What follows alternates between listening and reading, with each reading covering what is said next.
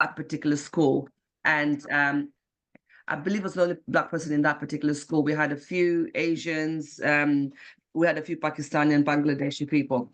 And I remember we were having a conversation, it was around Christmas time, we're having a conversation, and the tradition here is people normally have an elf, and they'll have an elf, and they'll put the elf in different parts of the house, and they call it the naughty elf, or elf in the shelf, or something along those lines, for people who have got younger kids. And so we're talking about that. And one of the ladies, I said, oh, where can I buy the elf from? Because again, our tradition, we're not used to this kind of thing. So like, right, where can I buy the elf from? And she turned around and she said, if you go to this particular shop, they've got quite a few elves, but they've also got black elves, and the black elves are the naughtiest of them all. And I was like, what did you just say? The black elf is the naughtiest elf.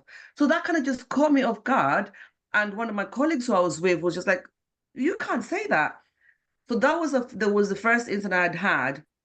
And then within a space of a few days, one of the other quite senior childcare managers shared a video, also shared an image of a gollywog. And a gollywog is it's something that is a very racist animation, not necessarily a terminology, but the animation of it. So she shared that. And again, I presented this to, I thought, you know what, I'm going to have to escalate this to the head teacher.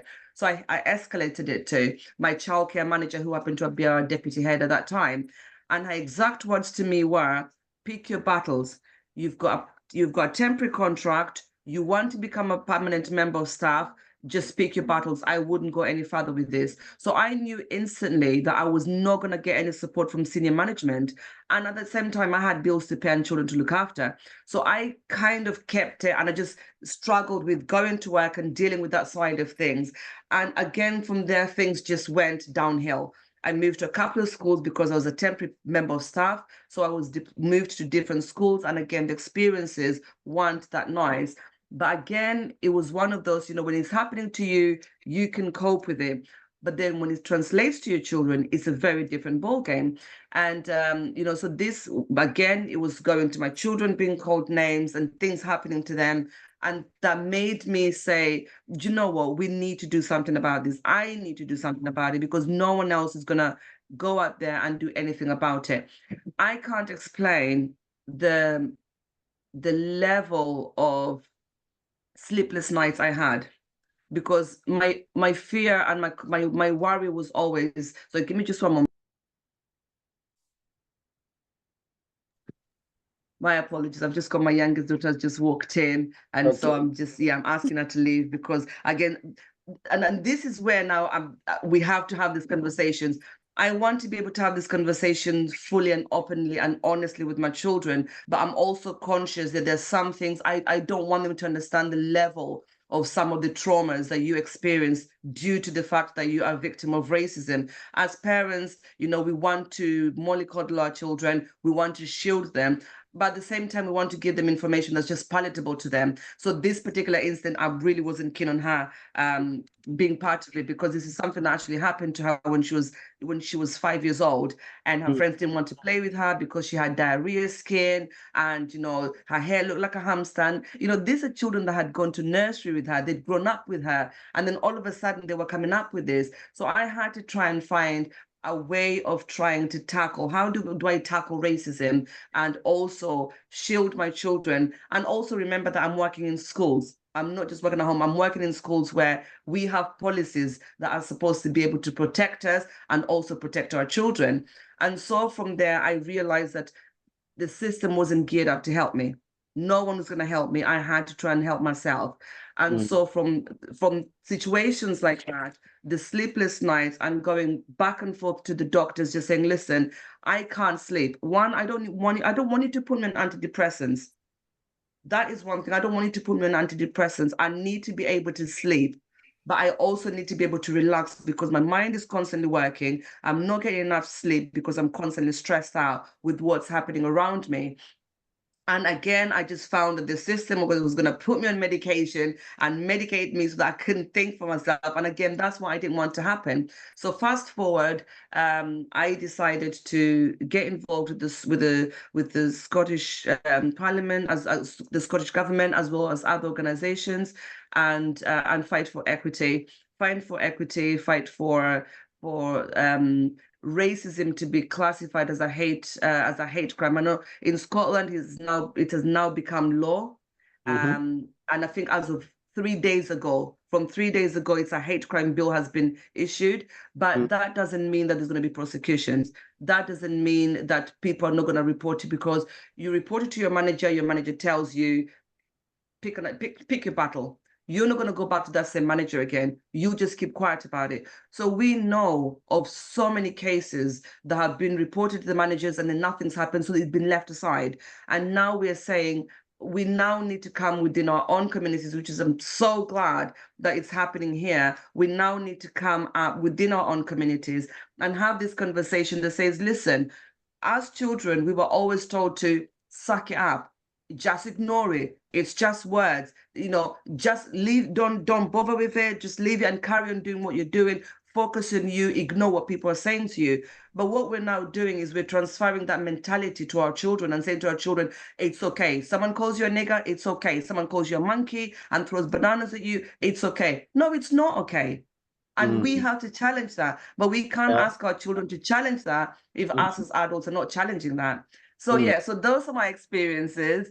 I'm still fighting for this. I'm still, within the education system. I'm part of the anti-racism in education in Scotland, to try and look at how we educate parents and educators within school, because it's one thing to educate the educators, and then it's totally different when it comes home and it's a totally different ballgame and nothing is being translated at home. It needs to be they have to meet in the middle. So how do we do that? How does that look like? And so I'm very, very happy that you're doing this and you're giving up our people a platform to be able to have these conversations, and not only just have the conversations, but take some tips away of how to help themselves as well.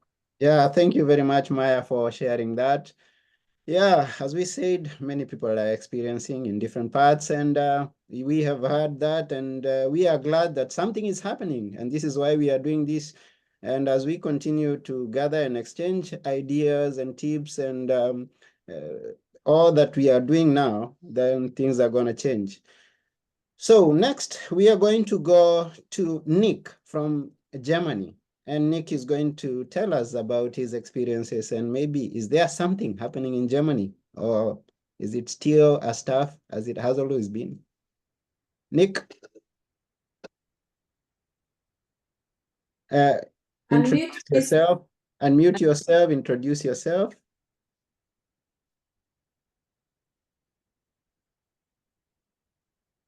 You're still muted.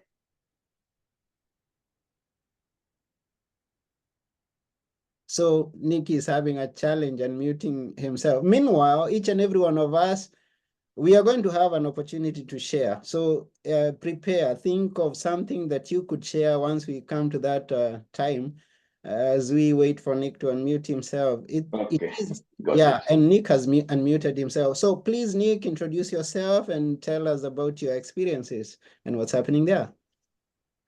Yeah, my name is Nicholas Sokot. I go by shortly first Nick.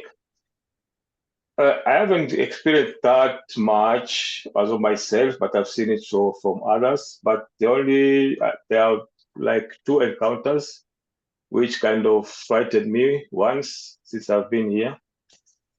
The racism is there in Germany, like in most part of in Europe, but we ought most not to talk about it. And I think that's a bad thing they're doing it, or to do that. So the experience I had, I once visited a friend of mine in a town called Gera, the former East German. So when I visit the family, they were going to work, so they leave me alone in the house. So since they say, okay, we are going out, And then when we come back, we can go around, stroll. The other son was that time 19 years old, or almost 20. He works at night. So in the morning, he's sleeping. So say, okay, if you want to move around, there's my bicycle, you can move around when you wait for my parents. As I take the bicycle out, stepping out of the gate, the first car which passed saw me. The man braked, reversed, come and take a good look at me. If it's really a person, he looked at me, drove off. The second one, the third one, the fourth one. Then I was shocked because I've been here for 5 years. Then by then, nothing like that has happened to me in Munich. So I was scared. So I went back in the house. So I was sitting at the picket fence looking at the road because they just lived the roadside. So every car which was passing has to stop first and look at me. And look at me. So I went back inside. So when the family came, I told them, if they asked me if I went out, I said no, I was about to go out, but such and such happened and kind of got me nervous because I've never experienced such thing.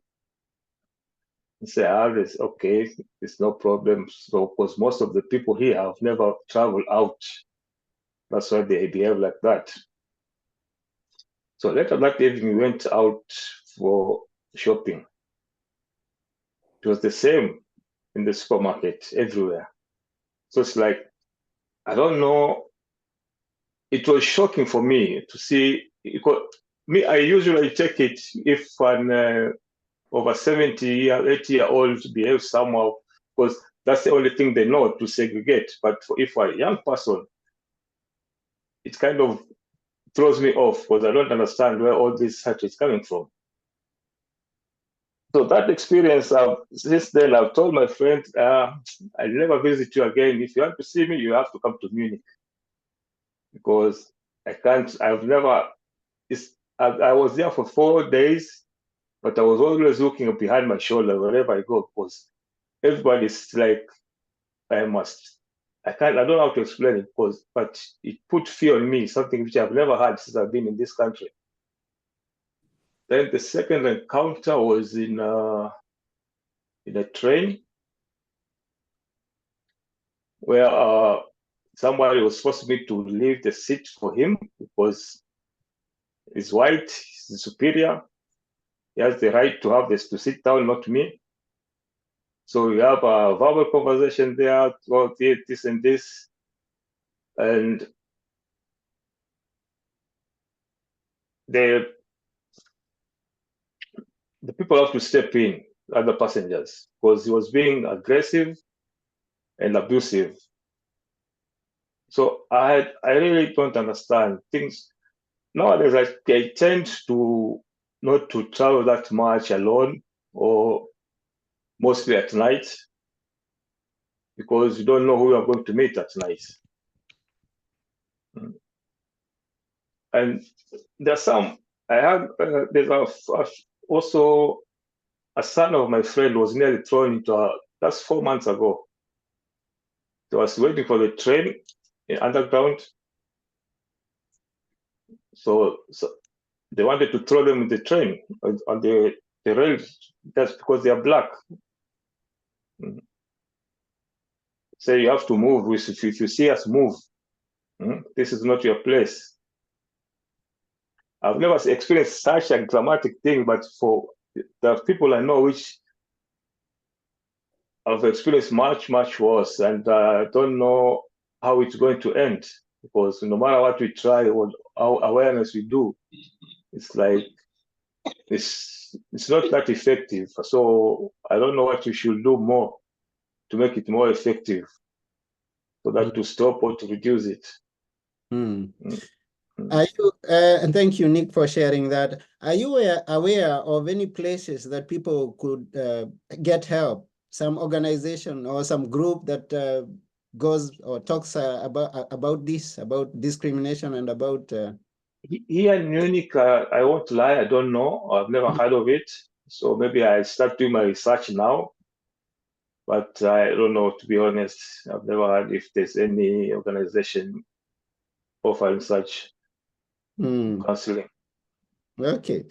Thank you very much. This is the reason that we are just having this conversation. So as you can see, we have two people. One is actively engaged in this and is aware of what is happening to our people in the diaspora, and is also aware of ways and means that people can be helped. And then we have someone from another place who is Nick, has some experience and could be traumatized, and he may not have an idea how to get help. Now, in this midst, we have people who have experience, we have people who don't. We have people who know ways to get help, and we have others who don't know. And this is the reason, as we gather here, we are going to share information, we are going to hear some expert advice, and then this is going to be a better life hereafter as we get to have information and points of action. Thank you very much. I hand back the meeting to Dorothy. Thank you so much for sharing, for being vulnerable and sharing your experiences. We really appreciate it. We'll go right next to the next step of our evening. We are going to have one of the experts speak to us. She is Jacqueline Onalo. She's a human rights lawyer, equity, diversity, inclusion, and belonging expert, among other things. She has, we had a small talk before this. She would like to make it a little bit interactive, and maybe she will tell us how you would like us to do that. We have opened the chat. And so welcome. We are so excited that you took time to be with us. When I talked with her, I was really impressed at the knowledge. We have the best. You know, Kenyans, when we go get it, we go get it. She's one of the best, and we are so excited to have you, Jacqueline. Most welcome. Thank you very much, Dorothy. I'm going to try and do a screen share. You know, a disease of lawyers is writing. So I have some slides. Disabled. So let me see if I can share my. I would have to allow you. Yes.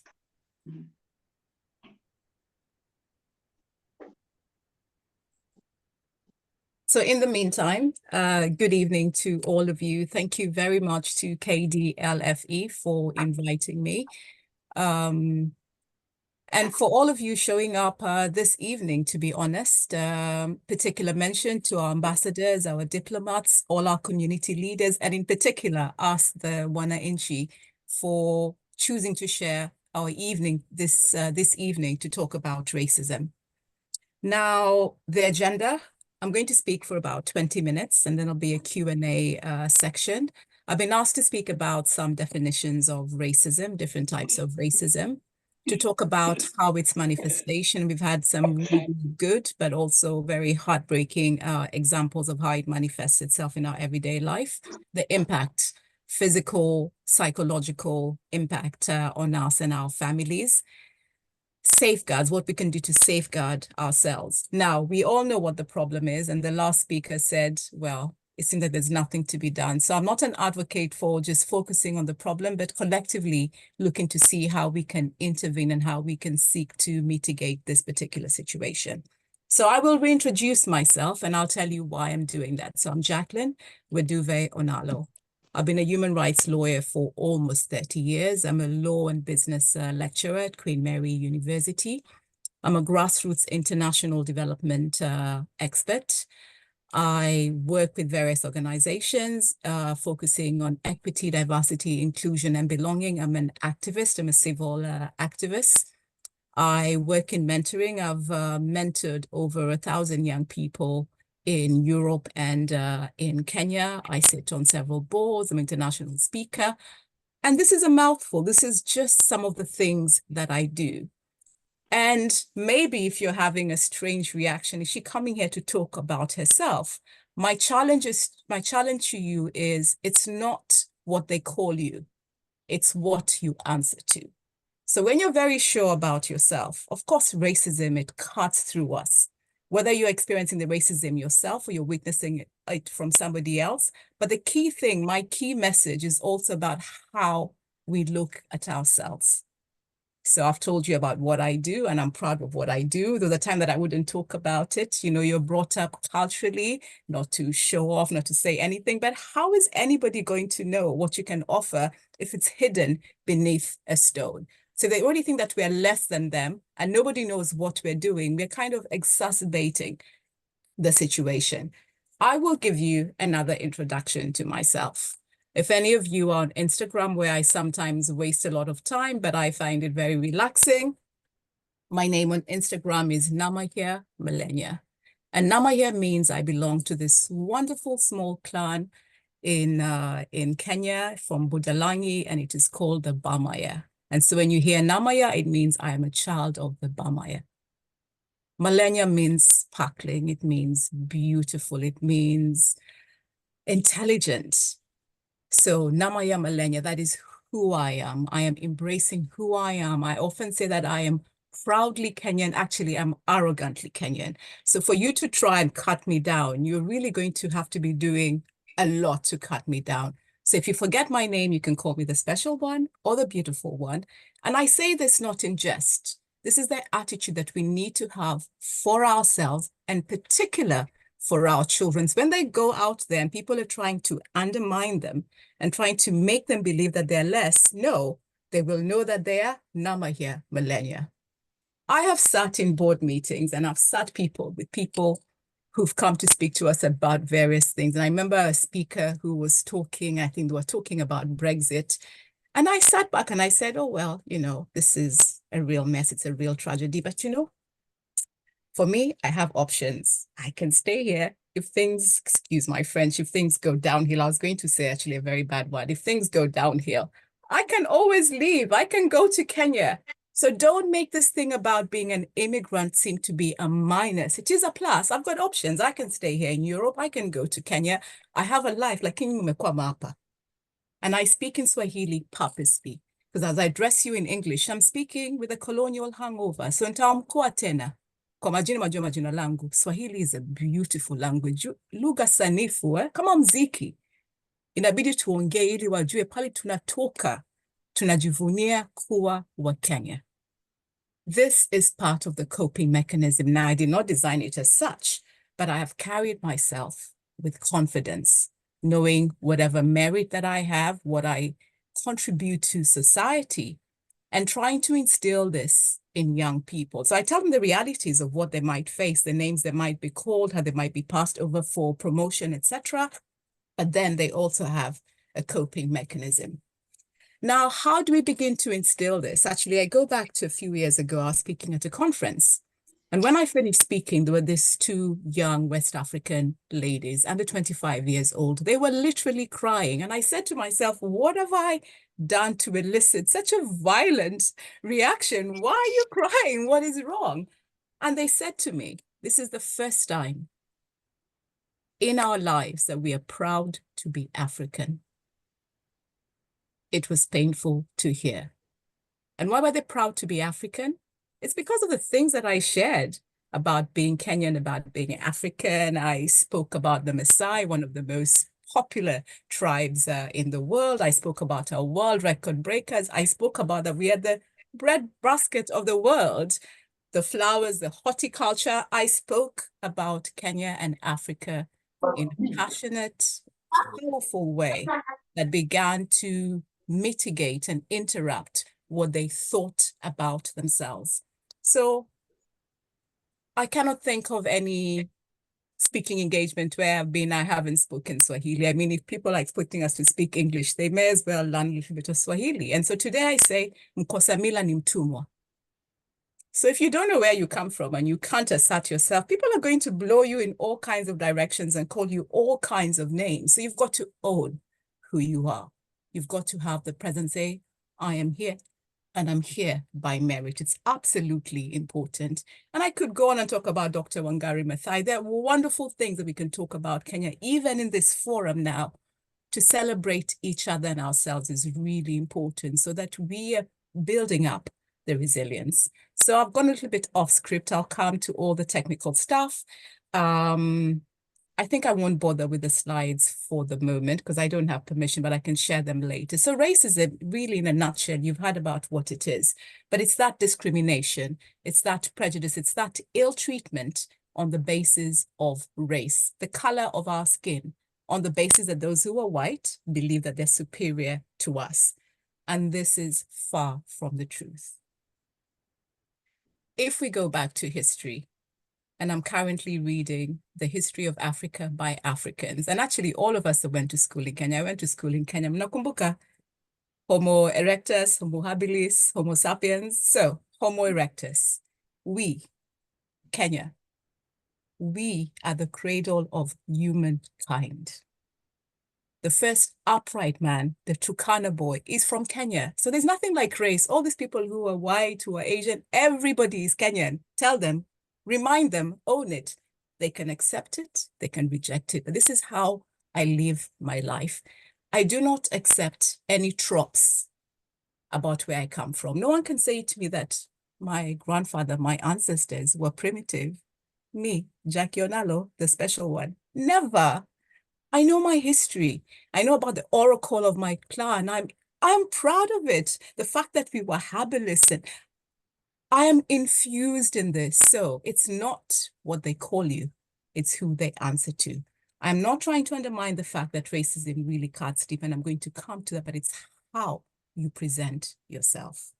And racism manifests itself in different ways. There's systemic institutional racism, and I think I might give some examples. Access to medical care.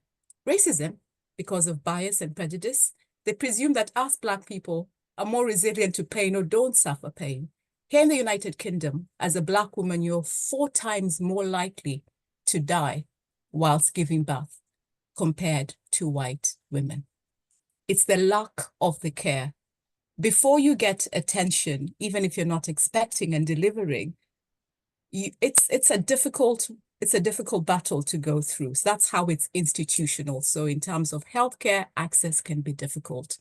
When it comes to policing, again, the institution is racist, and that's why you have a lot of, and some people might share with us, stop and search, been stopped and searched for no reasonable suspicion.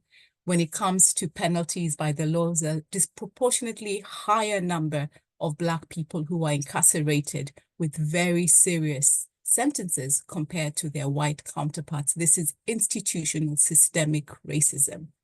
To go to the elite red brick universities, the Russell Group universities, it costs quite a lot. And that means that if you're Black and marginalized and you have social economic barriers, you won't get there. And you might think that's something to do with being marginalized and there's social economic barriers, but actually those barriers are caused by racism. So this is a systemic system. And in the UK, you hear people talking about there's no racism. The wealth of this country was not built on colonization, was not built on apartheid. All of that, it's all a false narrative. So that's a systemic racism.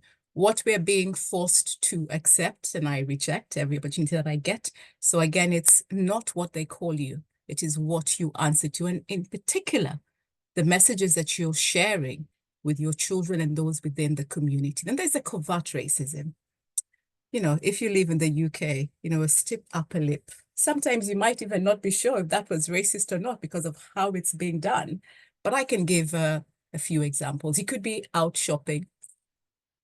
You put your bags down and the person next to you begins to pick up their bags. You actually have got more shopping than them. You might suspect them of wanting to pick up your bags and then they're now holding their shopping tightly. Or you might get an official escort around the store, following you around, the indignity of it. It's a microaggression. You might not really be sure what's going on. Or they might say, let me touch your hair. Excuse me, this is a violation of my space. They might over-sexualize you and target you because they have this vision or view of who you should be. Or you might be in the kitchen and somebody will say, what is that stench? And that stench is your food that is warming in the microwave. It is microaggressions. They might say that this is all banter and humor and not so serious, but we all know it's deadly serious. And then there's the overt racism, the use of the N-word that has been described. Violence, social media. You saw that young Black boy who was made to kiss the shoes of this white boy. It was heartbreaking. He had no choice. It was under duress, under the fear of harm. The Black girl in a school in London who was suspected of bringing marijuana to school, and she was subjected to an internal vaginal check whilst on her period with no supervision from any adult. Black lives, Black bodies in some places have got no value. This is the overt racism. This is the murder, whereby we are watching Black people being killed on the screen. That is the overt racism. So racism operates in different ways. Now, how do we begin to combat it? By being on forums such as this. It's about raising awareness. So formal education. I was really happy to hear from Maya about decolonizing the curriculum, because part of the issue here is what is being taught in the curriculum. So the formal education is really important. Within your various organizations, training programs, and I've got to admit that Black Lives Matter, George Floyd, it was very, people were putting resources, money. It is now beginning to go backwards. Actually, the situation in racism is far worse than in the aftermath of the murder of George Floyd. So you need to keep on pushing that there's going to be training within the workplace regarding unconscious bias, regarding racism, regarding allyship. So that's really important. There is space within organization. Public awareness campaigns. You see them on social media. How do we want to begin to sensitize our children? Share this with them. Let them understand it. Depending on the age, it has to be age appropriate, but it's having the knowledge. How are they supposed to stand up against something that they do not understand, that has not been shared within the psychological safety of their own homes? Community workshops, I am delighted that I was invited. First of all, because imagine on a Friday, these people, honestly, but then when I heard about who you all were, I was like, this is a good use of my time. I won't stay too long because I want to go out and to take a walk. It's part of my mental health. So if I disappear half hour before we're done, you know, I'm taking care of myself. So these community workshops are really important. I cannot remember. I do a lot of presentation. I've not been on a presentation with this number of Kenyan diaspora. It warms my heart. When we're together, it's a wonderful thing. So I feel my spirits lifted, like-minded people. And it's also good to see that those within the diplomatic corps are also here. This is a joint effort. And, you know, together, we can really begin to make a difference. And it's good that our diplomats are here so they can understand the reality of what it is. And they can use their soft power and diplomacy to lobby, etc. So, you know, we also have a call to action for you. But the most important place to learn any lesson is in the home. So as we take our children to school, etc., it does not take away the responsibility from us to teach them. Okay, you'll catch me. Sometimes I'll talk to my sister and my nephew just turns 6. And honestly, I think she spends 2 hours every evening teaching us. Like, why does he go to school? You have to spend so much time teaching him. Mtoto ni wako.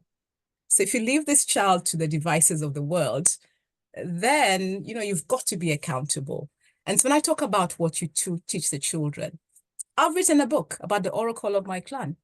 I'm writing the book about the history of my own clan. This is oral literature. Our history is spoken. It is at great risk of being erased.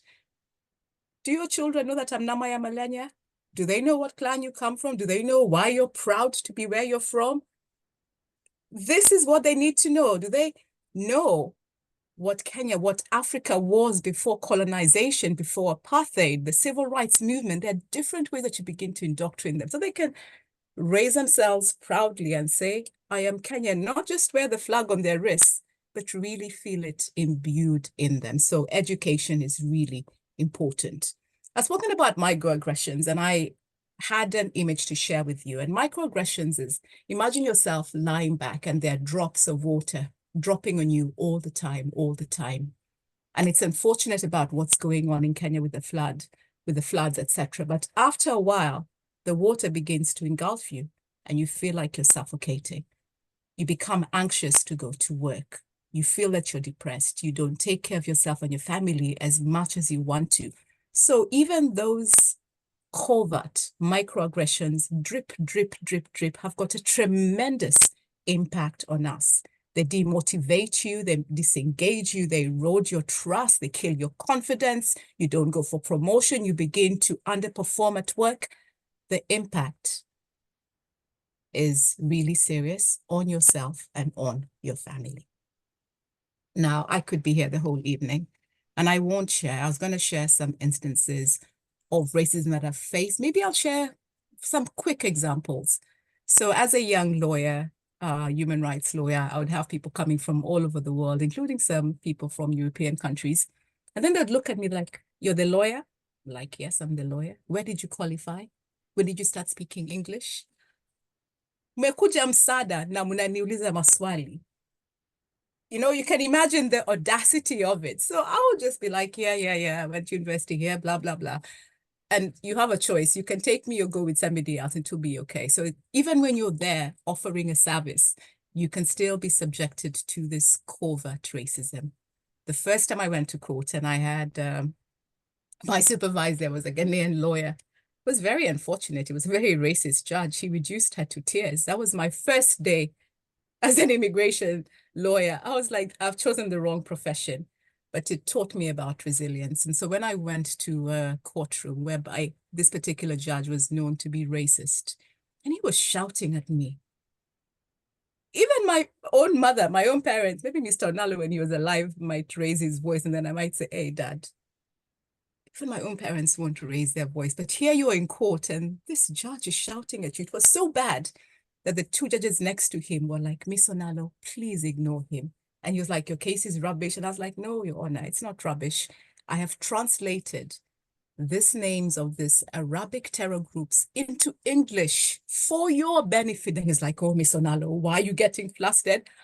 I was like looking around for this flustered person because there was the racism and then the sexism. In fact, he was the one that was getting flustered. But I had to hold my cool because I was there for the benefit of my client. If I lost my nerve, it would be detrimental to my client's case. And so when I finished the hearing, the lawyer from the Home Office said, "Miss Onalo, how were you able to withstand that? When you complain, I will write a statement to support you." It was that bad. And so I had to think. And Maya mentioned risk. Sometimes like this, what is the risk? Yes, it was a calculated risk. I was like, if I complain outright, they all have tea and coffee together. They're going to say, "Ah, that Miss Onalo, so-and-so." So when I appear, there's already bias against me for nothing that I have done. In fact, he was in the wrong. But I went to our chief executive and I asked him to use his position. And he did. And that particular judge was as good as anything to me after that. I had chosen another route. Now, of course, there are times whereby I have used the legal system, etc. So I'll stop there. There have really been very good examples given, and I'm going to move on. Gaslighting. Insult on top of injury. So somebody has been racist to you, and they want to make you believe that you are overreacting. It did not happen like that. So even you begin to question, "Naropokwa na akili. Am I unwell? Am I not in touch with the reality around me? It's the gaslighting. Oh, I didn't really mean that. Is that how it happened? Did that really happen?" This is particularly damaging because you now begin to question your own sanity. You begin to question about what things happened. If you're facing racism at work or you suspect you're facing racism, please keep a journal or use your phone, a contemporaneous note of what has happened, time, dates, and people. And if the other people who are around who might be allies, ask them for what they saw and make a note of it so that when you might need to complain, you have something. But also the gaslighting then reminds you of what happened as opposed to this change narrative that other people want to look at. What are the obstacles? One of the big obstacles is white fragility. All of you, well, not all of you, some of you might have had this symptom called Karen. And Karen is a white woman. So somebody has committed something racist against you. Give you a good example.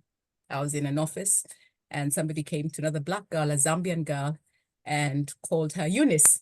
And then she turned around and said, oh, not Eunice, actually, I'm so-and-so. And then the white girl said, oh, you all look alike.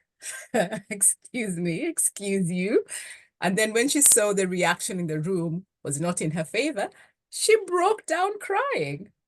And then Eunice had to go and comfort her. So white tears, white fragility. And this is just like, this is the low key. It can be a lot more serious than that. I'm not telling you what to do, but sometimes if you're in pain, please also learn how to cry. All this strong Black person sometimes is not useful because you're carrying so much, you know. I can see Maya saying, so there comes a time, please say, actually, this, it hurts, eh? But when you're being brave, you keep on showing up, and I think, it's not so bad. It was just like a joke. So that can be an obstacle, white fragility. I've spoken about gaslighting, a culture of disbelief. You go to your boss and your boss says, pick your battles, detachment. They say it was humor. Or we are all in a room sitting together, something happens to me, and then all of you, I'm pointing fingers at all of you, you all remain silent. You are complicit. You talk about having allies. You're expecting white people to be allies, but what are we allies to? Which I can say, I'm sorry, that wasn't right. We're sitting in a meeting, and Mama Kenya, I like the fact that you used Kenya. I'm not too sure what's your name. I'm going to find out later, but actually let me use another example. We're sitting in a meeting and Nick makes a really valid point at a meeting. It's a really good point. And we just shake our heads and we nod and we've had the point. 10 minutes later, a white person makes the same point and we are all clapping, all excited. That is wonderful. No, actually, a Gray should say, didn't you just hear Nick say the same thing a few minutes ago? That's a really good thing. So we have to also stick to each other. When they realize that we're sticking to each other, then they're going to be a bit mindful about how they operate. Colonial hangover. Kama uko na hangover, stop drinking this colonial hangover. And please remember that you are in your own way, Namahia Malenya, because I meet many Kenyans who actually believe that they're inferior to white and Asian people.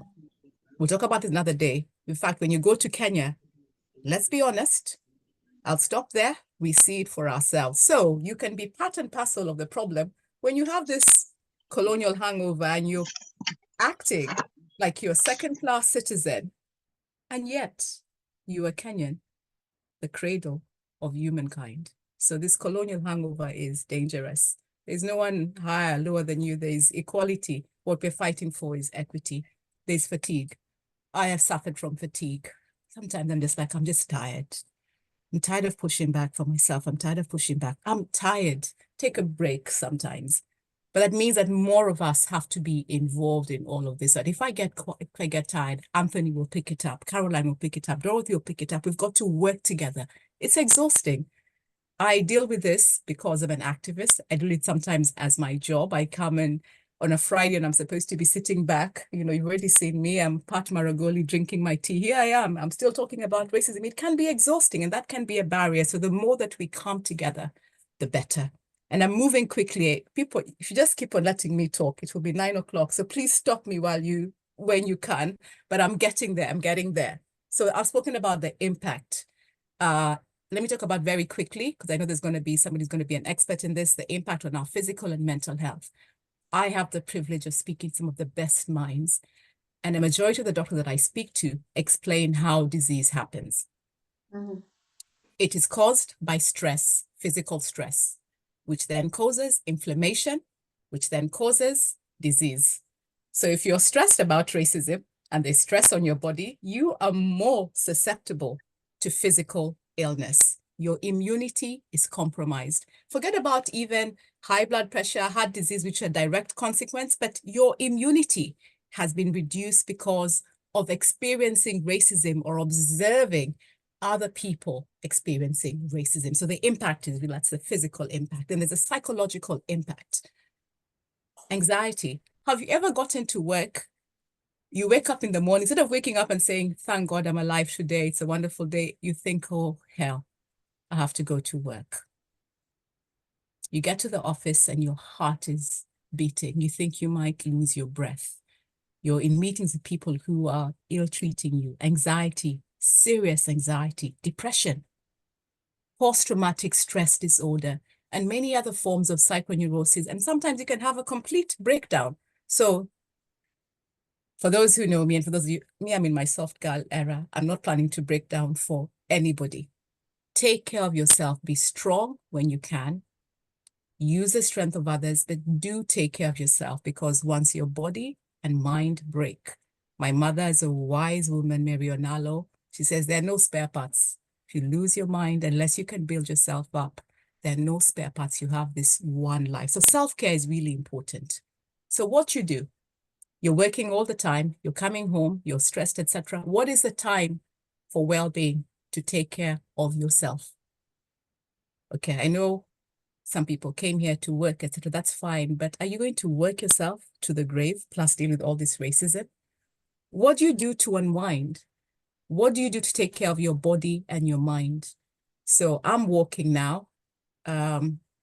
Well, yes, I like walking. It's very healthy. I like being out in nature, but it's very therapeutic as well. I began walking because there's this thing called premenopause. So suddenly I'm twice the size. I don't know how it happened. It's not the mandazis and the tea, I promise you. But it's good for me to work. It's understanding where I am, etc. And it clears my mind. I waste my time on Instagram. I spend time with family. I like to travel. I enjoy style and fashion. I am feeling my life with things that bring me joy. It's not every day carrying a burden. Sometimes you've got to be able to excel. That is part of the resilience, because things are difficult. So you don't have to make everything difficult. And let them question you. You're always out of the country. This person is always getting dressed. Look at her. She's always getting dressed and going for events. What does she actually do?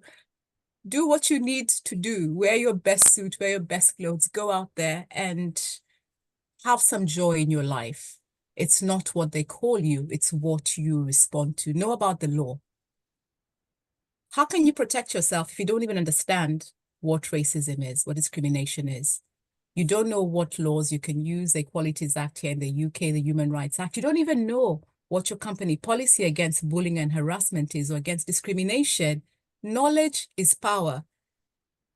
I'm sorry to be so harsh, but if you're ignorant, then you're making it worse on yourself. So you have to empower yourself by knowing how the system works. If you're in a crisis in the UK and it means that work is getting very difficult, you can call Mind and talk to them. They could offer you some talking therapy, some counseling. They might even appoint an advocate to support you in making a complaint. So there are things that you can do. I have used talking therapy 3 times in my life.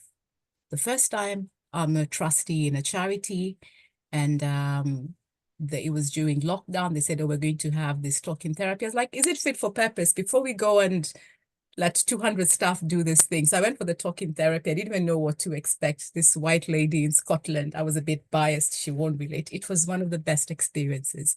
And I've used talking therapy 2 times after that. One time because I was having some personal issues and I was trying to navigate them. Another time because there's a toxic work environment. It was very helpful. And can you imagine, for those of you with family and you happen to live with your family, every day you walk through the door, it's a complaint. It's a long face. First 1 hour you complain. After a while, people don't want to hear you. You can have a safe space whereby you can reduce the burden also on your family. I'm getting very quickly to an end. I've spoken about allyship. If you're unwell, I guess you also need to know what reasonable adjustments can be made for you. Maybe you need to do remote working if you've got extreme anxiety. If the people who are bullying, harassing you, maltreating you, perhaps you should not be in the same meetings with them. There are reasonable adjustments if you have to take time off work, but you have to have this information.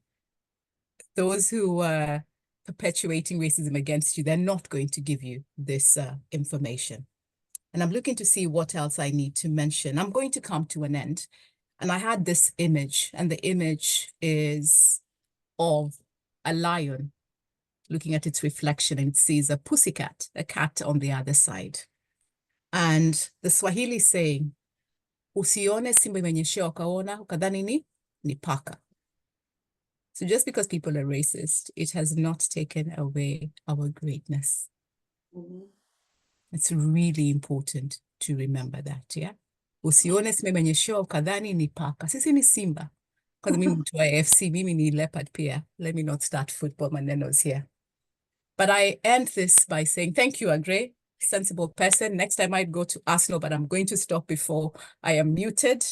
But my final thing is no more silent witness. We don't have to die here in pain. So thank you very much for indulging me and listening to me. I look forward to the rest of our discourse, and I am open to questions if time will allow it. Shukran, asante sana, murio muno, and all the other dialects that we could share. Asanteni. Thank you so much. Can we all do virtual clapping or hands clapping? I told you we got the best, and Kenyans, we are the best. There, right there. Thank you so much, Jackie. You make us proud.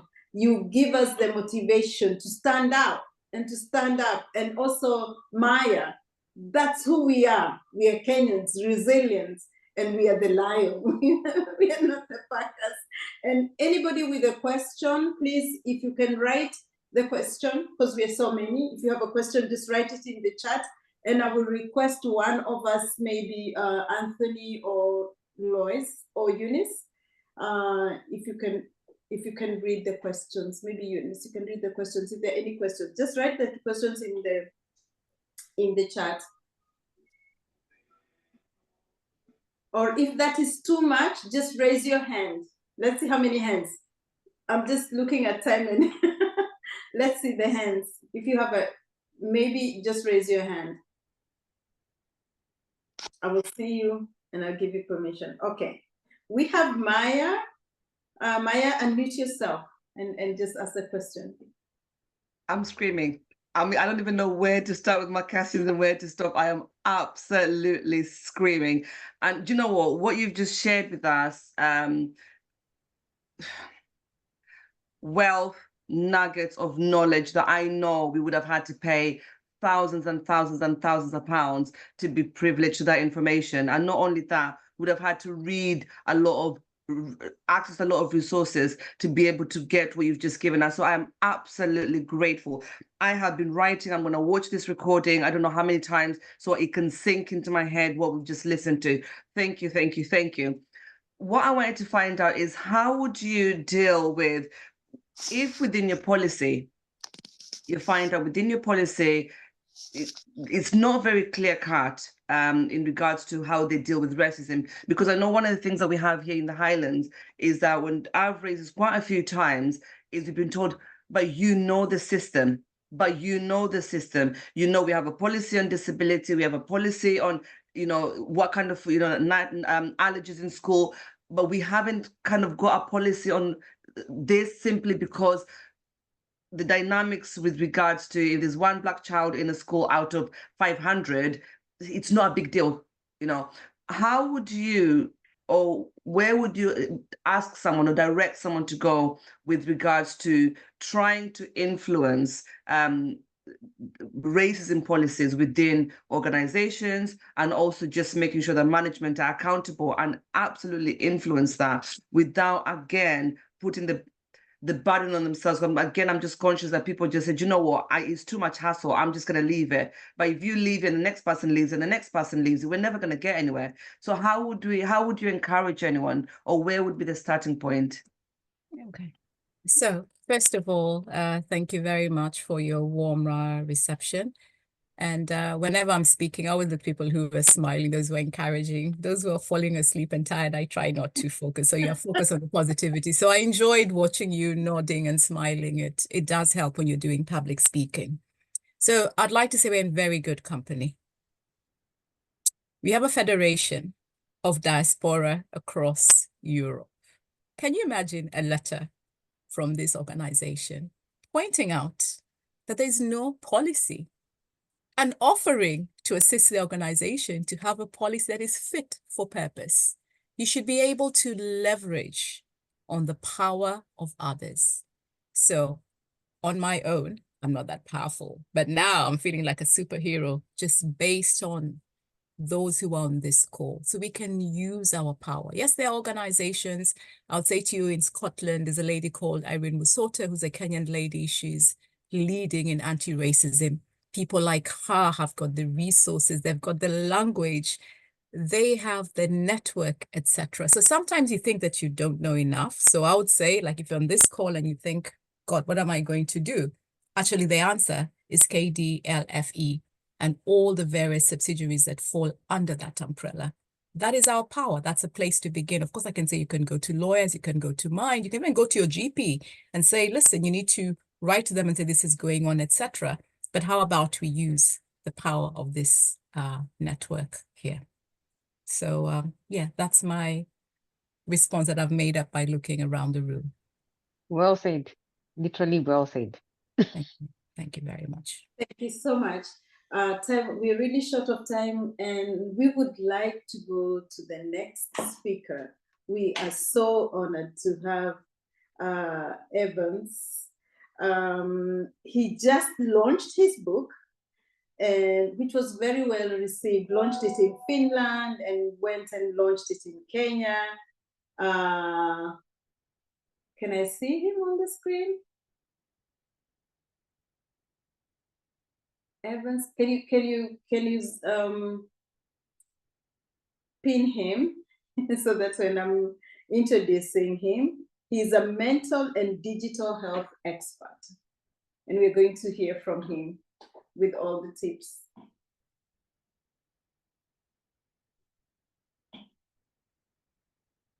Mama Kenya. Get in touch with him. Just 1 minute. Yes. While we wait for that, I'll request our president if he can give just a short response as we wait to get Evans on the screen. This is an amazing one. Jacqueline, you see what I did? I had to go for my Kenyan scarf just to remind myself again that I'm not seeing the cat or the lion that has been rained on, but I'm seeing the dry cat looking in a mirror and seeing a lion. This is an amazing meeting, as I said from the start.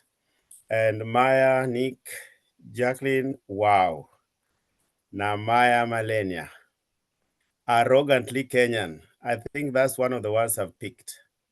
It's not about us, it's about what they want us to believe we are. Attitude is everything. I'll pick that one. Let's teach our children that they are lions also.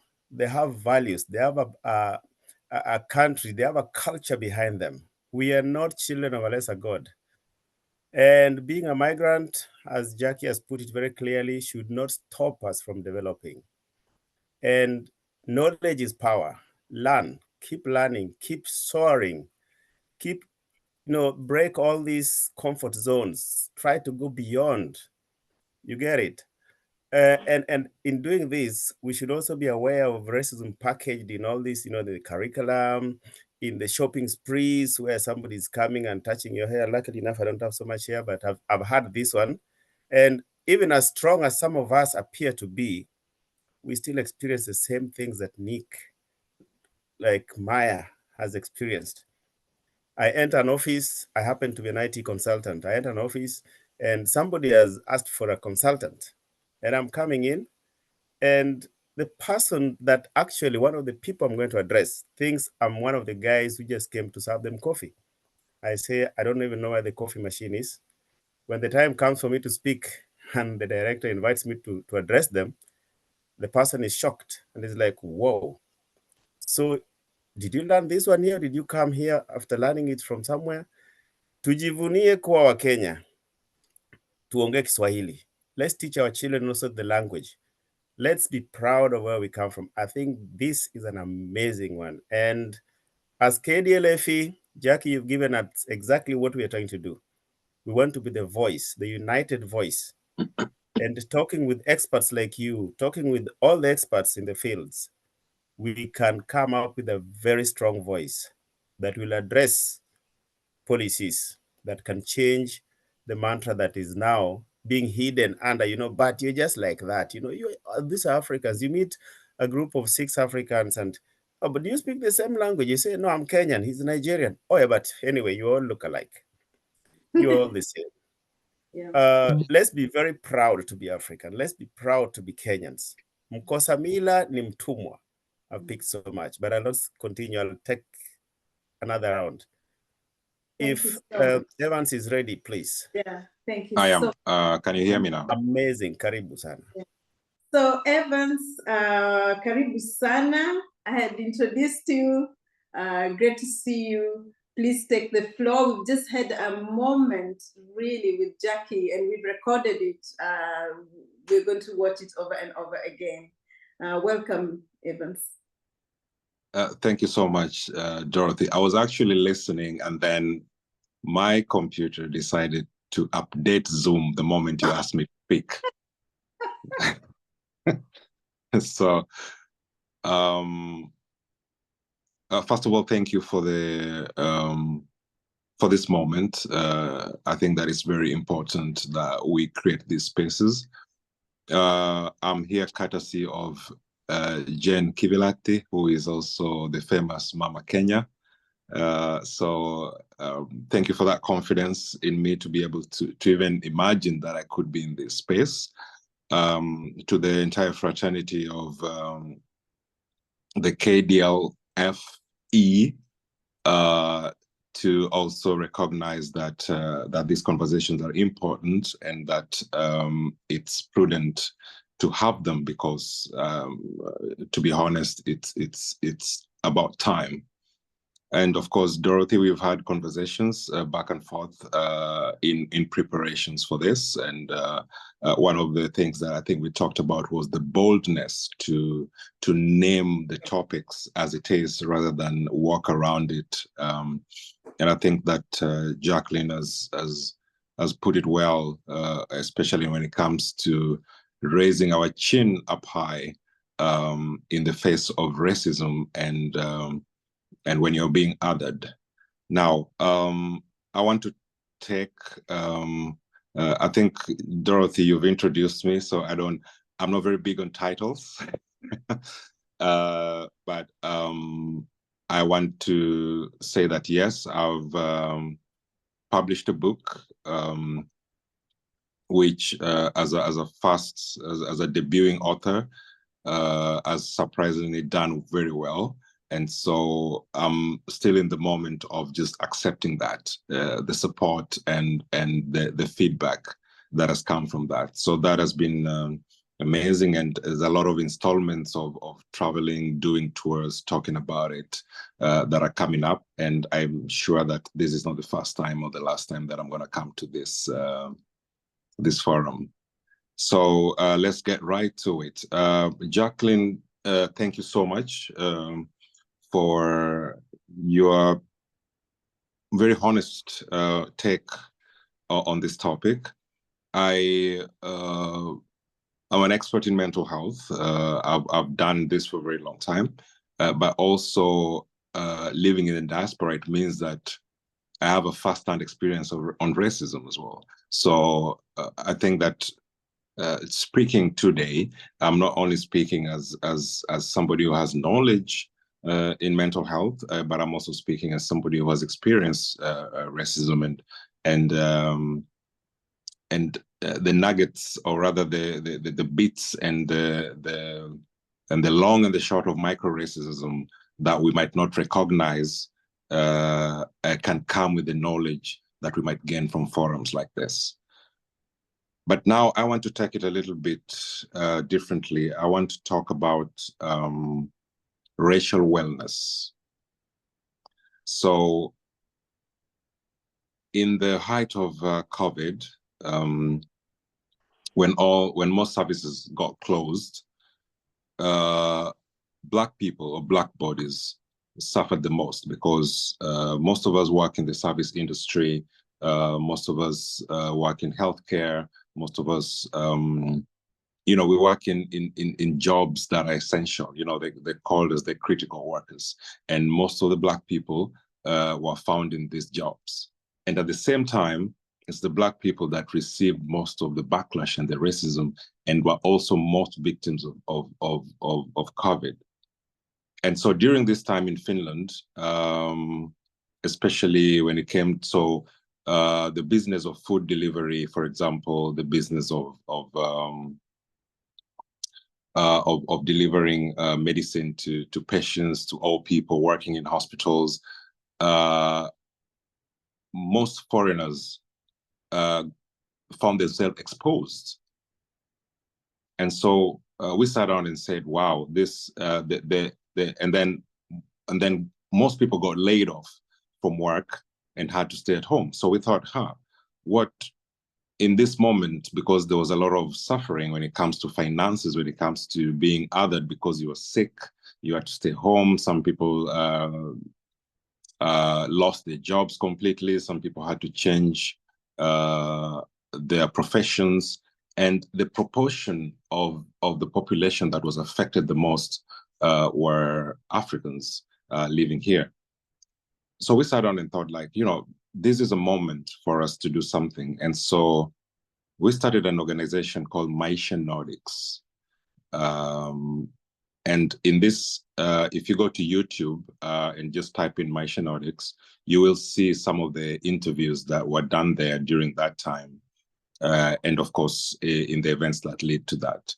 But what this then got into was about racial wellness. How do you survive in a hostile racial environment and be able to function as normal as you can?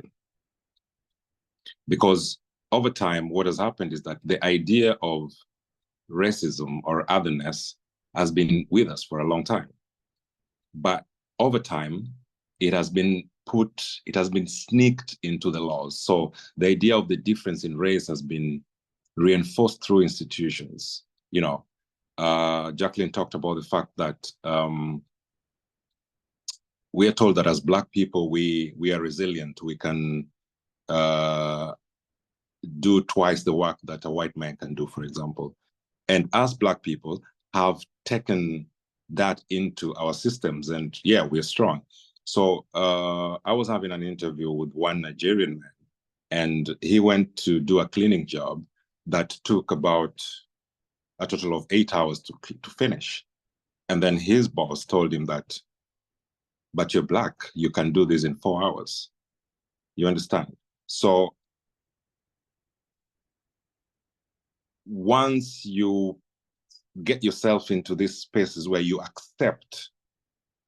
accept that this is who we are, or this is our position, then we trap ourselves in this space where we are perpetually othered and perpetually feeling that we are under somebody or under another race, okay? Now, the idea of racism, think about, because we have all these popular statements that we make, that we all bleed red, tears are colorless, pain is pain.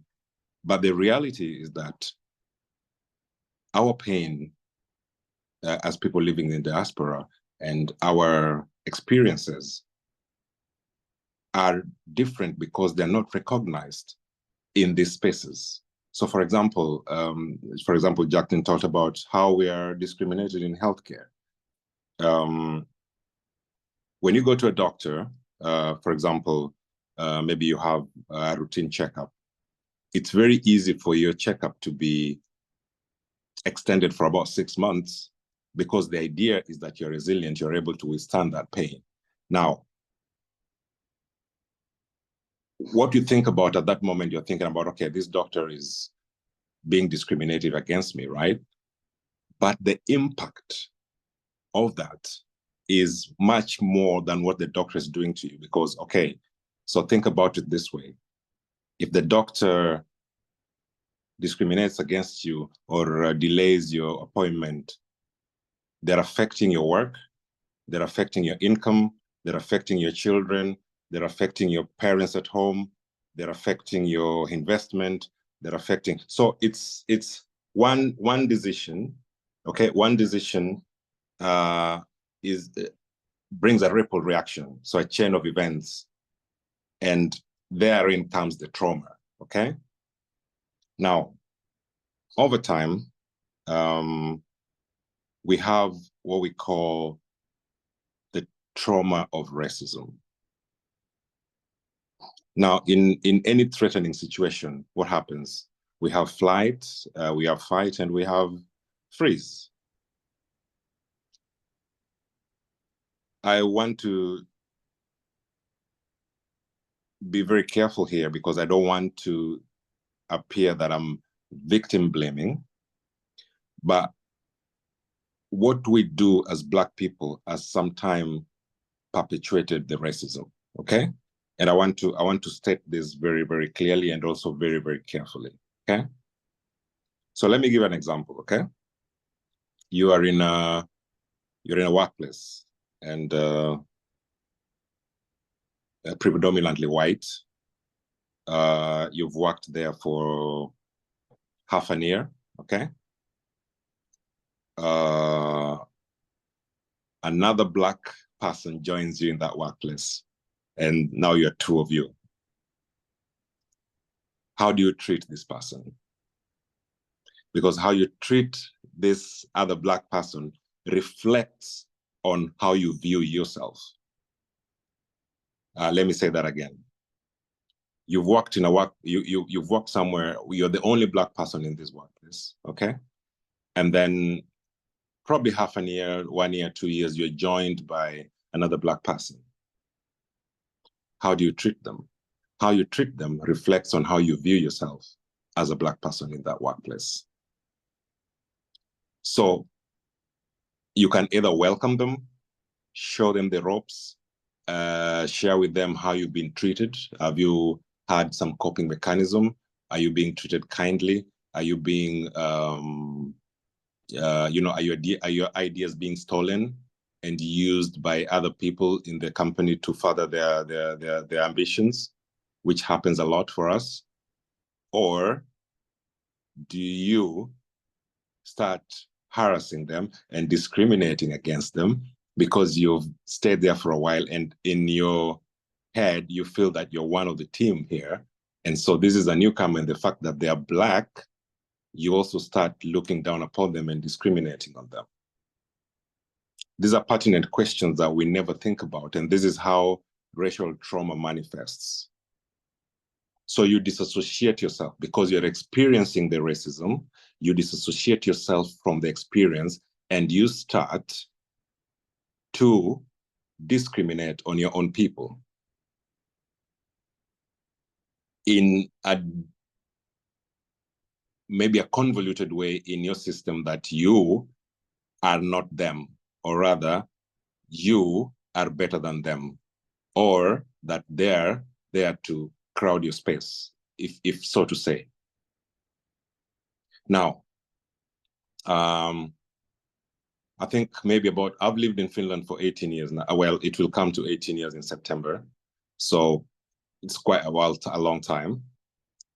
My experiences when I came here were quite, well, if you'd get to read my book, you'd realize that I was already othered in Kenya. I already had a lot of experiences with being othered in a different context, of course. So when I came to Finland, if you think about Finland 18 years ago, was the foreign population in Finland when I came was 3%. That is the entire foreign population. So if you think about the Black population, was even much, much less, okay? And when I came to Finland, I came from Nairobi, a city of 3 million people by day and 6 million people by night. I remember the statistics very well. I think it's much worse now. We were talking about, the fact that the drainage system in Nairobi has never been updated since 1963. That's why we're having all the floods. But coming from that era and going to a town of 25,000 people. So if you picture that for a moment, my identity is lost immediately when I step into that town. My identity is immediately gone. Now, I, as Evans, how do I start rebuilding myself, or how do I start coping, and what mechanism and what tools do I use to be racially well? So to be able to cope in that hostile environment where I'm being othered subconsciously and consciously, okay? So I was talking about this experience where people start othering their own people. Trauma healing, or the suffering of trauma, can be over time, because if I went, for example, me going into that town, starting to experience these microaggressions, accepting them into my system and saying that, okay, I am less than my white hosts, so to say, and then embodying that and accepting that you are a less of a person, which is not true, but you know, coming from our colonial hangover that Jacqueline was talking about, and embodying that, you start to have a physical manifestation of your trauma. So I would go to work and, you know, be my best, you know, or even you're called here, jump, you know, you want to show that you are the best worker that they can ever have because you're trying to prove yourself. But that energy that you use is not consistent. You're human. You're going to have a burnout. And because of that trauma, when you go back home, you're going to be so tired. And what do? You start to project on people that you perceive are less powerful than you. And what do we do then? You start calling people back in Kenya and shouting at them. You start, you know, condescending on your friends back home because uko majuu. So this is how racism and trauma racism manifests. And it's such a hidden thing. It's so hidden that if you don't sit down and have self-awareness on how this is affecting you and have a honest conversation with yourself, that what am I experiencing here? I'm going to tell you one example. I was in the tax office. Back then, we couldn't do them online. We had to go to get a tax card. And I was I met a colleague who I used to work with from before. He was from Cameroon. And he, you know, you go and take a number and, you know, you wait for your turn. And we were just having a chat, you know, I hadn't seen him for a while. And then a Finnish person who had a number, I think like it was only maybe about 3 people to be served, he came and gave him like, hey, I was waiting for my turn, but I can't stay here any longer. I have to leave. So you can have this number if you want to, so that, you know, you get served faster, right? You know, looks a very benign, normal gesture of somebody being kind. But this guy totally took it different. He went ballistic. He said, of all these people in the room, I'm the one you came to. Is it because I'm black? Do you see that? And then me standing next to him, he sought my opinion for approval. He was like, well, he was like, yeah, my brother, do you see how these people treat us?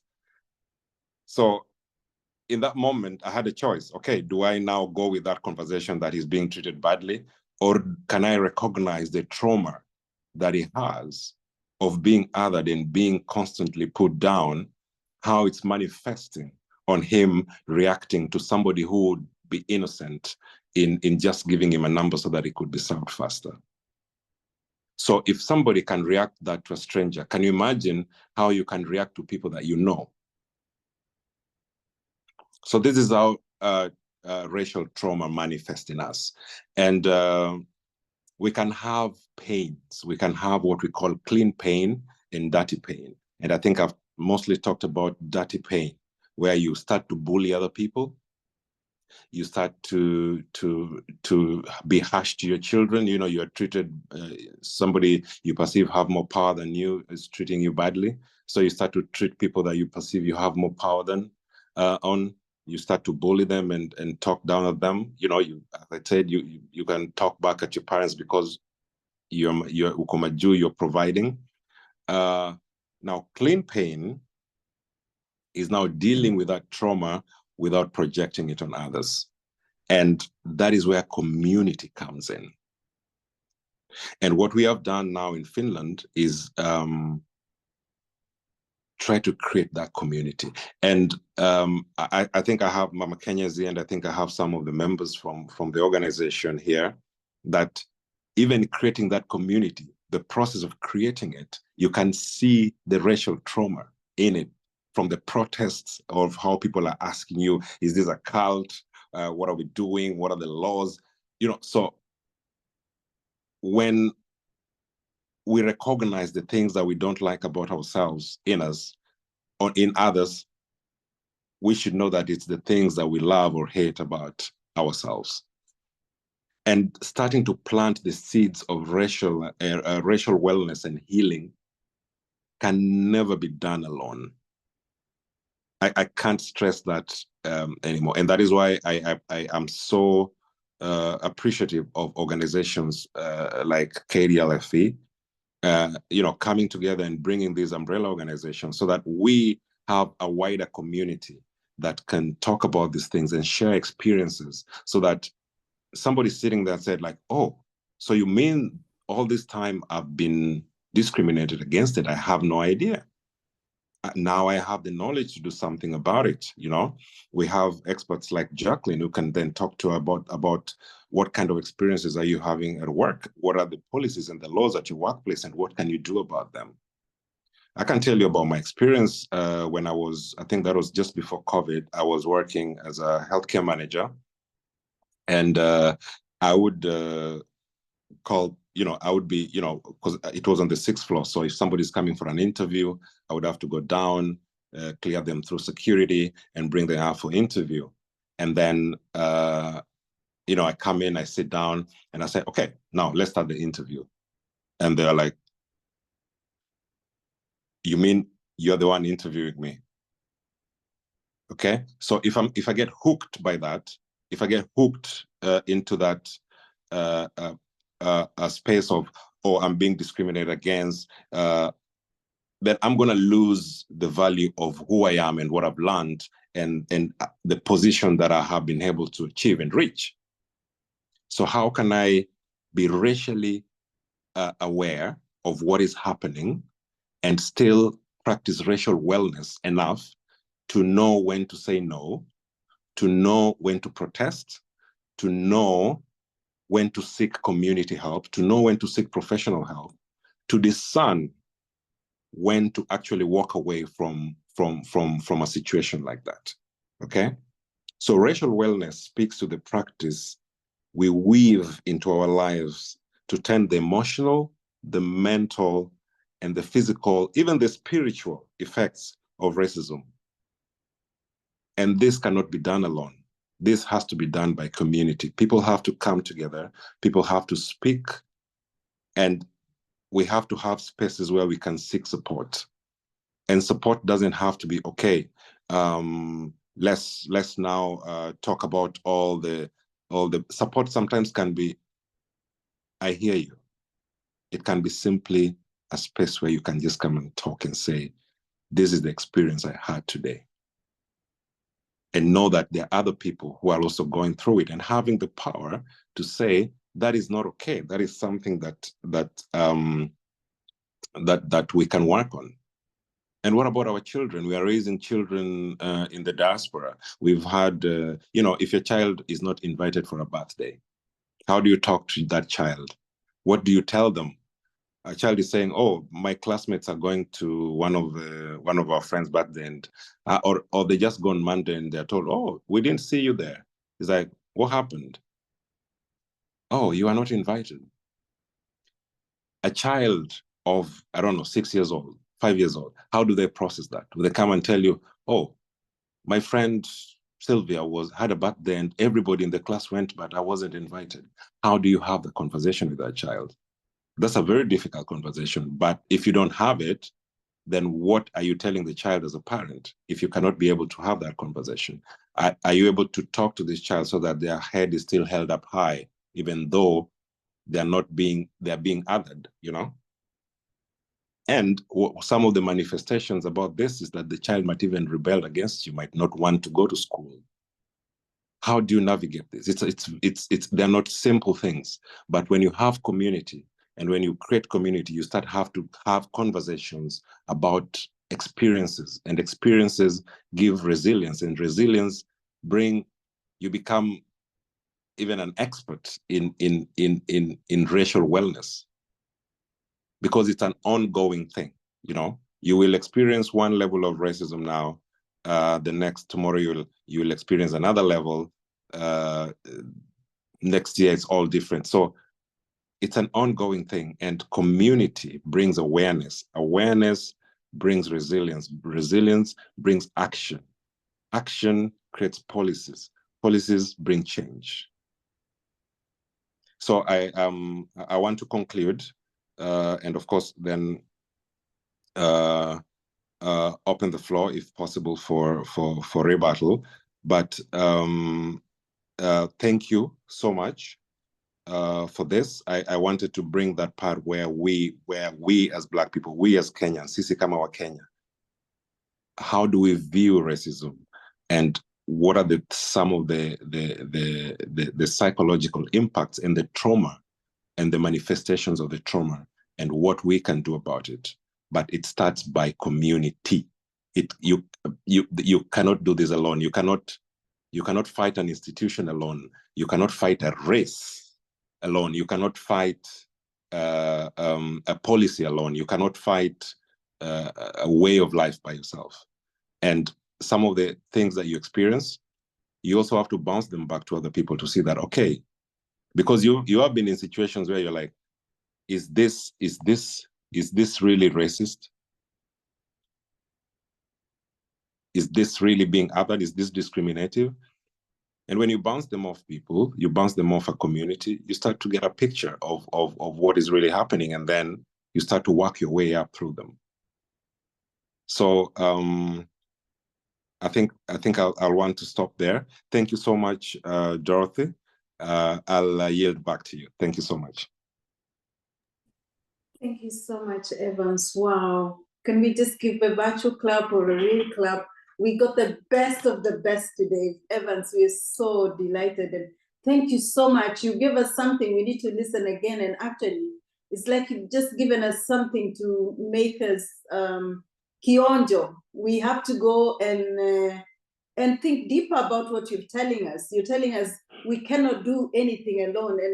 And you know, I'm a coach and I always tell people you cannot heal alone. Can you imagine? Even these traumas, and there's none of us without this trauma. None of us in this room is without this trauma. We know ourselves. And that's why we need actually to think deeper about what you're saying, that we cannot do anything alone. And I dare to say you cannot even heal from the trauma alone. And so let's start thinking about how to form communities. I know when I went through depression, it was quite a struggle to go for help.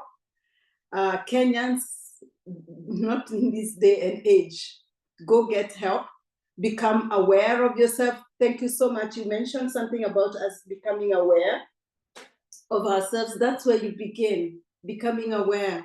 Why are you behaving the way you're behaving? Why are you scolding your children anyhow? Why is your life looking like it's spiraling downward? Those are some of the things that can start showing us that we might be suffering from racial trauma. And it's okay to go look for help. And there is help without everywhere. And I remember there's another talk we had with Marge and Evans, you were there, and we were talking about the fact that sometimes when you go to the white people for help, it's actually not help. So let's look for help amongst ourselves, people who are like us, who've gone through the same kind of stuff. go for coaching. There's free coaching. I was surprised actually for the Women's International Day in March. Was it in March? I offered to coach women for free in my community, and only 9 women showed up. I was actually saying, do I need to do this? Supposing more people come, and I cannot take more than, because I do group coaching, I don't do more than nine women. And actually 9 women came, and some of them, 6 came quickly, the others came reluctantly. People, just go. Anybody offering something free, go and become aware of yourself. That's how we're going to start walking tall, like Jacqueline is saying. It doesn't just happen. You have to work at it. You have to work at yourself to get to know who you are and have the confidence. I just wanted to add that and say, anybody with a question for, I think A13 has a question already for you, Evans, and anybody else, please raise your hand. I'll see you. A3, introduce yourself. I'm sure your name is not A3. Hello, can you hear me? Yes, we can. Yes, my name is Hanan. I don't have a question actually. I just wanted to recap what the previous speaker said, because that's also kind of triggered me. We often have a misperception of being profiled by the police on the streets. In most cases, that's what Mr. Evans is pointing out here. Minorities, and especially of African race, we are also profiled with the general practitioners. I have worked as a therapist, and the GPs have been very much my working partners. And I can assure you that the most cases of prescribed drug addicts is by GPs with the African people. I just wanted to contribute to that, because this is something very important, and something we should come back to. It has to be addressed further and deeper. Thank you very much. Wow, thank you so much for sharing that. Thank you so much. Wow. Anybody else with a question? Evans, please, if you can tell us the title of your book. I saw somebody asking, you didn't tell us that. I saw somebody asking for Jacqueline's Instagram, the Instagram you're talking about. If you can tell us, and then we want to move on to the next session. Thank you so much, Dorothy. So just before I go to that, I think the comment that the lady just said there is, yeah, like, yes, we are disproportionately discriminated against in healthcare, and when it comes to, because remember, there is medicine, and then there is treatment, and then there is access. So our access to treatment is, first of all, is difficult. The perception that we have, that the doctors, or rather the institution of medicine, have against Black people. If you think about all the way from the United States, how Black people were used as guinea pigs for testing medicine, for testing basically lab rats. Those things have not really gone away. It's just that time has changed, and so information and awareness and community is very important. So I just probably wanted to just also support that. Now, my book is titled "Before the Devil Wakes Up," and it was launched in Helsinki on the 9th of December. And then it was launched in Nairobi on the 9th of March. So it's actually, if you're in Kenya, it's available in Nuria bookshop now. If you're in Europe, on the United States, then you have to personally contact me. I don't have it virtually yet. I will. It's been actually cathartic to do it traditionally, to deliver, to go and post these books and write a personal note to potential and buyers. So I will put my email on the chat later, so you can contact me, and I will have the book personally signed and delivered to you by post. So that is the title of my book. It's a memoir. It talks about actually my life in Kenya before moving to Finland. So there are a couple of people, I think here, Mama Kenya, I think there are a couple of people here who have read the book in here. So, it's self-published, and the book is 50% of the proceeds is supporting an organization, a foundation that is helping orphans in Kenya that I'm actually a beneficiary of. So this book is also part of me giving back to, lifting hands because my hand was lifted, so to say. So that is the story behind it. But I've been very blessed by this book, because the statistics usually show that first publisher, self-published, self-promoting author will probably sell 300 books. I can tell you that I've doubled that plus. So it's been a blessing, and it's such an honor to also be here and continue to talk about it. And you as an author, I think, Dorothy, you probably relate very well, because I think you're also talking about the same things that I'm talking about in the book. Thank you. Thank you so much for sharing. If you can, please support Evans in that book. People who've read it have really, my sister is one of the people who read. Family at home went to Nuria to buy it. Yeah, if you can support him and buy the book. Jackie, before we go on, and I see Maya has her hand up. Maybe we first listen to Maya before we go to you, Jackie, just telling us how we can get in touch with you.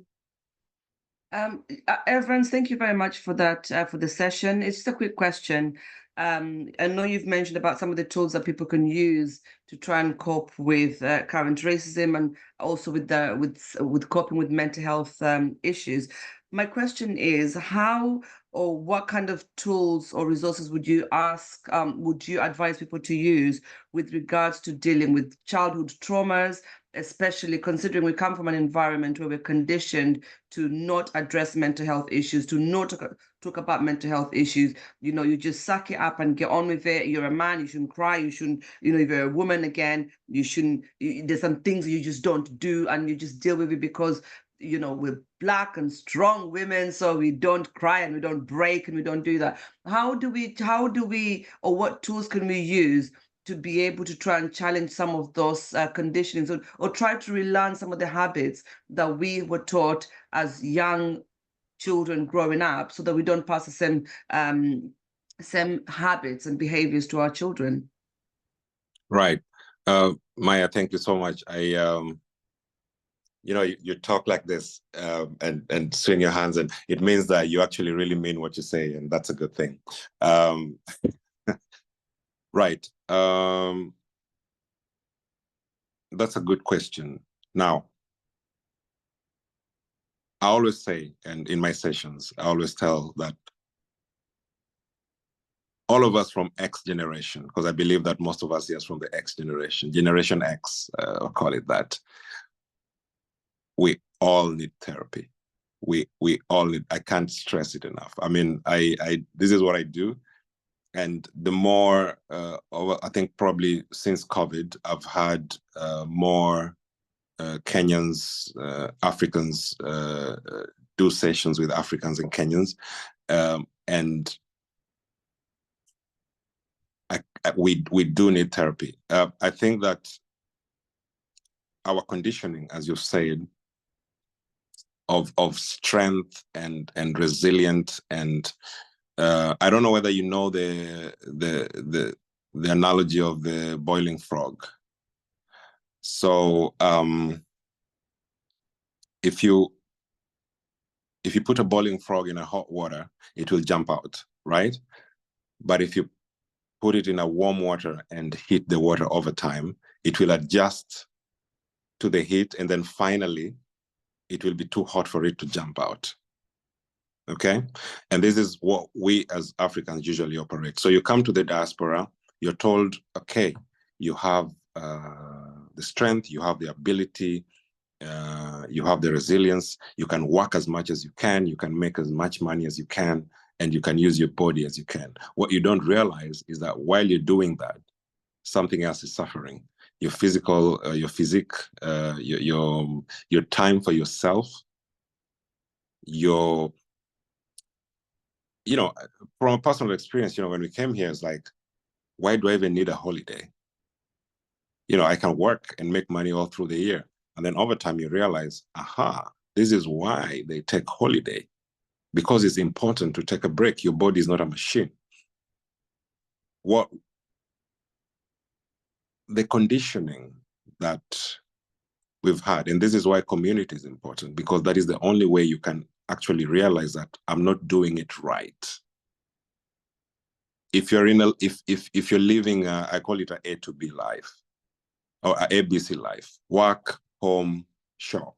You go shop for food, come home, watch your Netflix, next day go to work, on a free day stay at home. You're living this, and it's so perfect in Europe because you can actually live that life for years and years without connecting with anyone. You will never know what you're missing, or what you're not doing, or what something that is happening around you that is not right. As a person, we are meant to coexist with other people. That is how we know our values. That is how we know what we care for, what is important to us. And unless we do that, unless we accept that there is a part of us that will always seek healing, there is a part of us that will always seek completion, and that it is something that we have to constantly be following after or chasing after. That trauma, the physical trauma, the mental trauma, this emotional trauma will always be with us, especially in the diaspora, because you'll never know that water will keep on boiling, and you will never know when to jump out. And before you know, you will completely burn out. So we all do need therapy. We all need, and therapy can be in many ways. Therapy, the best therapy that you can have is with a professional, because then you're in a space where you're not judged. You can talk about your most inner dark, whatever it is that you can talk about with someone that has a background on you and things like that. But if that is not possible, then you have a friend, you have a community,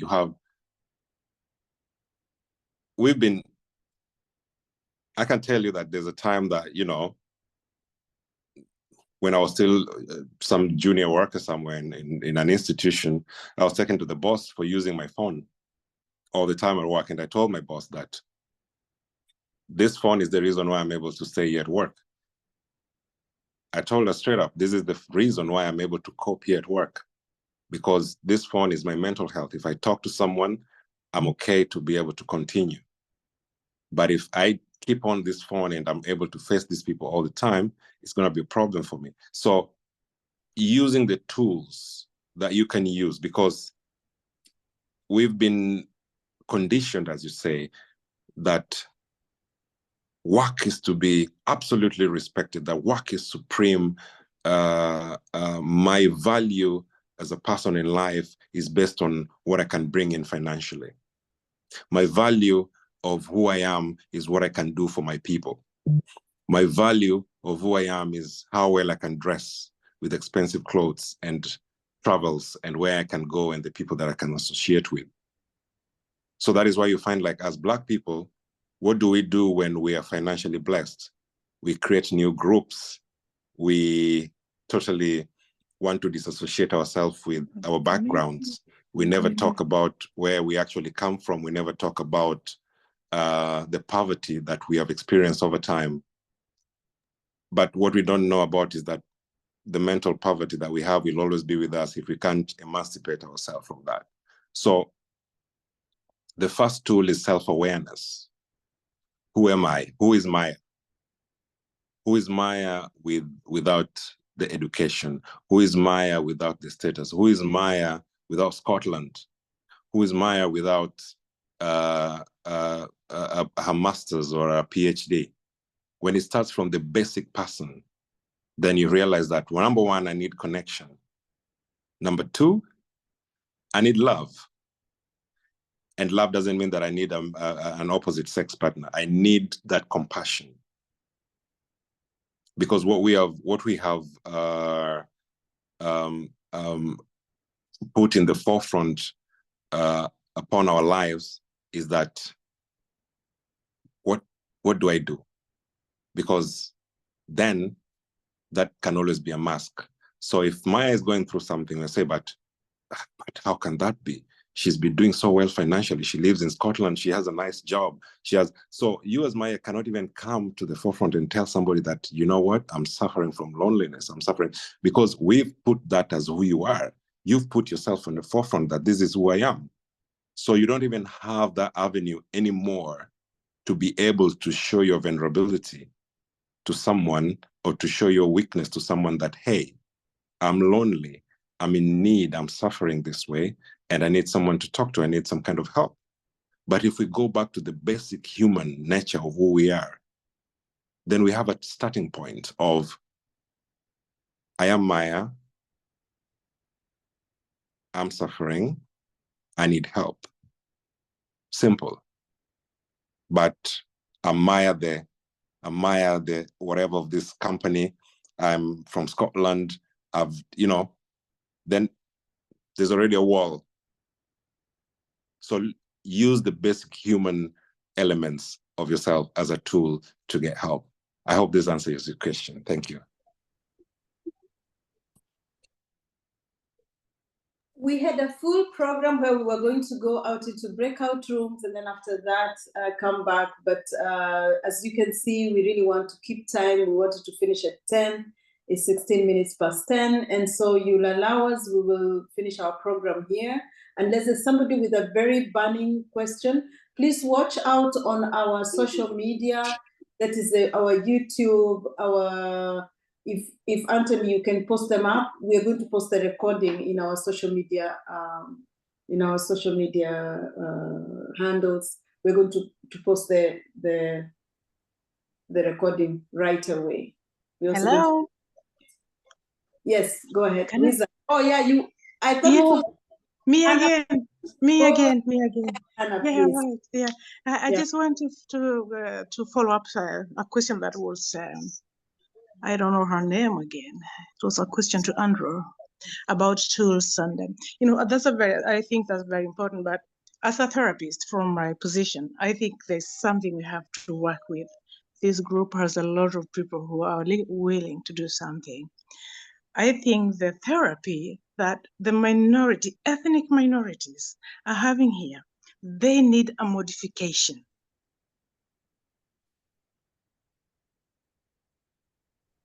They need a modification because those the therapy, the tools, the approaches, they're specifically tested on the white race. The same thing also that I experience in my work is when we are using psychopharmacal drugs. These drugs have never, not only with the ethnic minorities, they have never been tested on younger people. So I think there's a need as well, because we have a cocktail of culture blending with the trauma and beliefs. And so to be able to offer effective help, we have to choose to see either see a whole forest or choose to see a few trees. Thank you. Evans, Did you get me? I got you. Thank you. Thank you for that. I appreciate that you bring the whole pharmaceutical aspect to it, because that's a very that's actually a very important part of it. But I think that's the next level of it. I think, and going back to what Maya was asking, is that in our basic level with what we got now, what are the tools? And maybe to go back a bit, I want to talk just a little bit, if you could give me, Dorothy, just a few minutes. So there is 3 levels of resources. So what we believed over time, and especially I see this with a lot with Kenyans, is that without money or without financial capability, I'm not able to do anything. And I just came from Kenya weeks ago, and it's so, you know, I see a lot of potential in people, and I see a lot of resources around them, but there's one focus on that. If I don't have financial blessing, and if I don't have money, then I'm not even qualified to talk. I'm not qualified to sit around a table and have an opinion. I'm not. There's all this, but self-awareness is also very important. You know, in my point of need as a person, what do I have? What are my hopes? Number one, can I identify my hopes? What is it that I'm trying to achieve out of this? And what are my needs? What is it that I need right now? So, for example, if you're talking about racism, and we're talking about you being othered in a situation, your hope is that you're not discriminated against. Now, can that be achieved in the environment that you are in? So you have to assess and say, okay, if that can be not achieved, what are my needs? My need is that I'm working in this place and I need a salary. Is there an option for me to, number one, start bettering myself, for example, so that I can work for myself, you know, so that I don't need to be in this environment? Number two, can I better myself, or can I find another environment? Will that change the situation? Now, then it comes, what are my resources? Do I have, for example, if I'm living in Europe, do I have the resources to go back to school to better myself so that I'm more independent? Do I have time? Because time is a resource. Do I have time, or do I have kids? Therefore, my time is limited in this way. Do I have community? So when you start to look at things this way, then it's more pragmatic, it's more sober. And then for when it goes to, for example, what you're talking about, pharmaceuticals and this, that you have the information that if I'm, for example, one of the things that I always make sure, so when I go to Kenya, I've not gone to Kenya for so long, it means that I'm susceptible to malaria, right? So I take the medication when I got there, and then I carry the medication with me when I come here to take after some weeks for prophylaxis, you know, because I know that if I get malaria here, I'm going to be treated as a terrible case, quarantined, everything. People are going to use masks to come and see me in my room. It feels horrible. I've seen it happen. So I'm using the information that I have, right, to prepare myself so that I'm not in those situations. I'm trying to answer your question broadly, or trying to comment broadly, but I hope that it comes back to you to take responsibility for that. I think Jacqueline talked about it quite a bit, that it starts with you and then it builds up to community. But eventually, you can't do it alone. But the information, where to get that information, and the action that you take starts with you as an individual. Thank you. Thank you so much. Just before we go on, we want to say that we have these webinars quarterly, and we are going to call you back again, Jacqueline and Evans. I think, like I was saying, it's just Kaku and Joshua. I think we need to talk about this more. I'll put it back to the task force, and if we come back, to request you to come back again to have a part 2 of this, we hope you'll be able to give us time, including Maya. We've seen you've got a resource on somebody who works on policy. I think you make such a great team to inform us and help us and motivate us to also take our position in the places we are in. We were expecting people from the diaspora affairs. I saw Emma. Is Emma around? Let me just recognize her. Let me recognize anybody who came from the diaspora affairs. We were expecting the mental health person, but I guess it's too late. Maybe they've gone. Before we close, I would like to also give Chair Agri Kanyaga. There's no way we will let you go without just greeting us. We recognize you, sir, and we are glad that you sat with us. And this is not your first time with us. The very first webinar we had, you came and you really participated. So welcome, sir. Give us a word, and then we'll ask our president to give his last remarks, and then Eunice will close the webinar for us today. Yeah, thank you. Thank you so much, Dorothy. I hope I'm coming through clear. My internet has been freezing on and off. Thank you. Thank you, Jackie, for that acknowledgement. Let me acknowledge all the dignitaries are here. I think Ambassador has left, the President, Fred Makosir. I'm not going to be long because I know we've really spent a lot of time on this, but it's an important topic and we've covered it very well. I think we need a part 2. From what I picked, I think we talking about self-worth. It starts with self-worth, right? And then networking is also very important.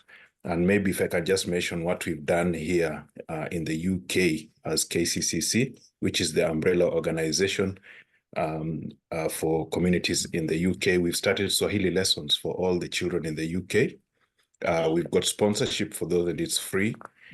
We've talked to the Ministry of Foreign Affairs, and we are looking to now introduce an element of culture, teaching our children about culture. In that, Chair Maya also is very active in that section. So that is what we are doing, and I'm happy that we are talking about community, because those of us who have been in the diaspora for long, we know there's a generation that we've lost in terms of giving them an identity as Kenyans, just simply because we did not have proper community groups set up. But this time around, we have these organizations. And it's interesting because I attended a community event for youth, and many of them still do not feel like they want to engage with us as adults. So that is maybe the starting point. Why are youth not engaging with us? Because it doesn't matter how much we try and introduce in terms of making them proud, in terms of their culture. It starts with them appreciating first the community where they are from, and then we build from there. So I would like to encourage those who are in different regions of Europe, try and set up these umbrella organizations, community-based umbrella organizations. They play a very vital role in number one, giving us an identity of who we are, and number two, just providing that much needed support system. When you need it, you can always reach out to one or two of your community members, and they will understand you better because they have grown through the system like you have. So once again, let me thank all who have put this together. This has been a very good session by KDLFE, starting from your president, Dorothy, Eunice, and the task force, Anthony.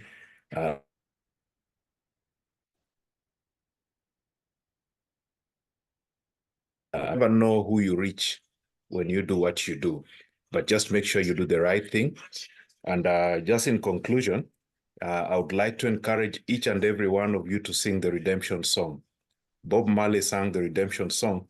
And what he says is, emancipate yourself from mental slavery. None but ourselves can free our mind. So it's all up to us. It's only us who can do this. Let us believe in ourselves, because we are the best. Like Dorothy has kept reminded us, Jackie has reminded us, and speakers have reminded us that we are the best. Let us believe in ourselves, and let us free ourselves from this shackle that we've been made to believe we are inferior. Thank you so much. Back to you, Dorothy. Mr. President, sir, last remarks. I am one very proud Kenyan today, and I always keep saying this. There's no better home for us than Kenya. Away from home, this is our little home and little house. I just want to applaud all the speakers today. I want to say thank you very much from the bottom of my heart. And as the president of KDLFE, a community-based initiative that is going to unite Kenyans, and we are working very hard. And with all your support, we believe this is the best route to go, because now we don't just work in the countries, but cross borders. And here present, we have members from all over Europe, different corners. We've heard from Maya, fighting from within through education. Nick has experienced racism firsthand, like most of us, I believe, have done. Jacqueline has just taken us through that expensively, arrogantly Kenyan. Attitude is everything. Tujivunie kuwa wa Kenya. We have to be aware, and we have to stop colonial hangover. I picked that one there. Knowledge is power is very important for us. KDLFE as a community-based organization, working for all of us. And remember, it's voluntary. We are all voluntary, volunteering.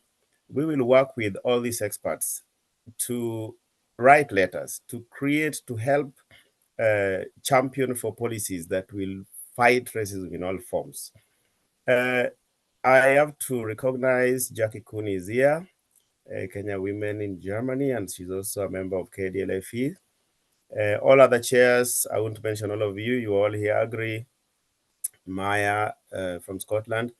Caroline Mutende with TV show. That one is one thing we have to follow. Andrew, Evans Andrew.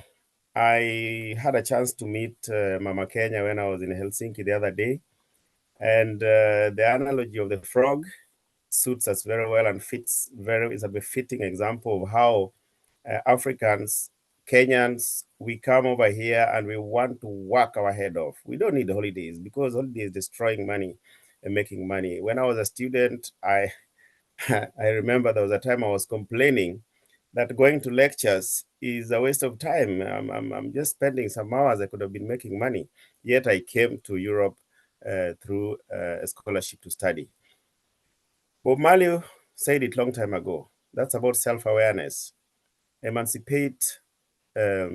emancipate ourselves from mental slavery.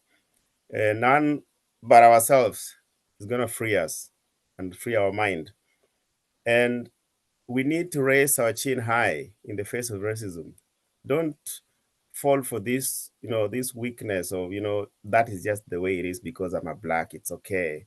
If somebody tells me go back in the queue, it's okay. No, knowledge is power. Let us know our rights and let us call a spade a spade. When you feel discriminated, if you can't put it in words, join the communities, talk together, let us learn from each other. And as Evans put it, if I remember it very well, tears are colorless. But our pain and experience are different because they're not recognized. So when somebody does something negative to me, they would not understand how much impact that has on me. And another thing I picked up here from Evans, don't you ever perpetuate racism by mistreating another black person in front of locals. Like some of us, somebody wants to appear to be better off than another black person, another Kenyan coming to their workplace. Let us onboard new people by being honest. I normally receive students coming to our region here, and I tell them straight away, this is how life is. Don't harass them. No intimidation, don't discriminate in a convoluted manner, because the reverse of that racism, when a black man becomes racist to another black man, it's even more painful to me to imagine that. And I like the point about clean pain, create a community. That is actually from the onset, KDLFE was to create a community beyond the borders, and a wider community where we can share experiences from all regions, because now I can know what is happening in Spain, what is happening in Switzerland, in Germany, in the UK, in a very safe and organized manner. A space where we can talk, we can get help, we can teach our children. We learn from each other. We pick the best from every corner, put together and share like we're doing right now.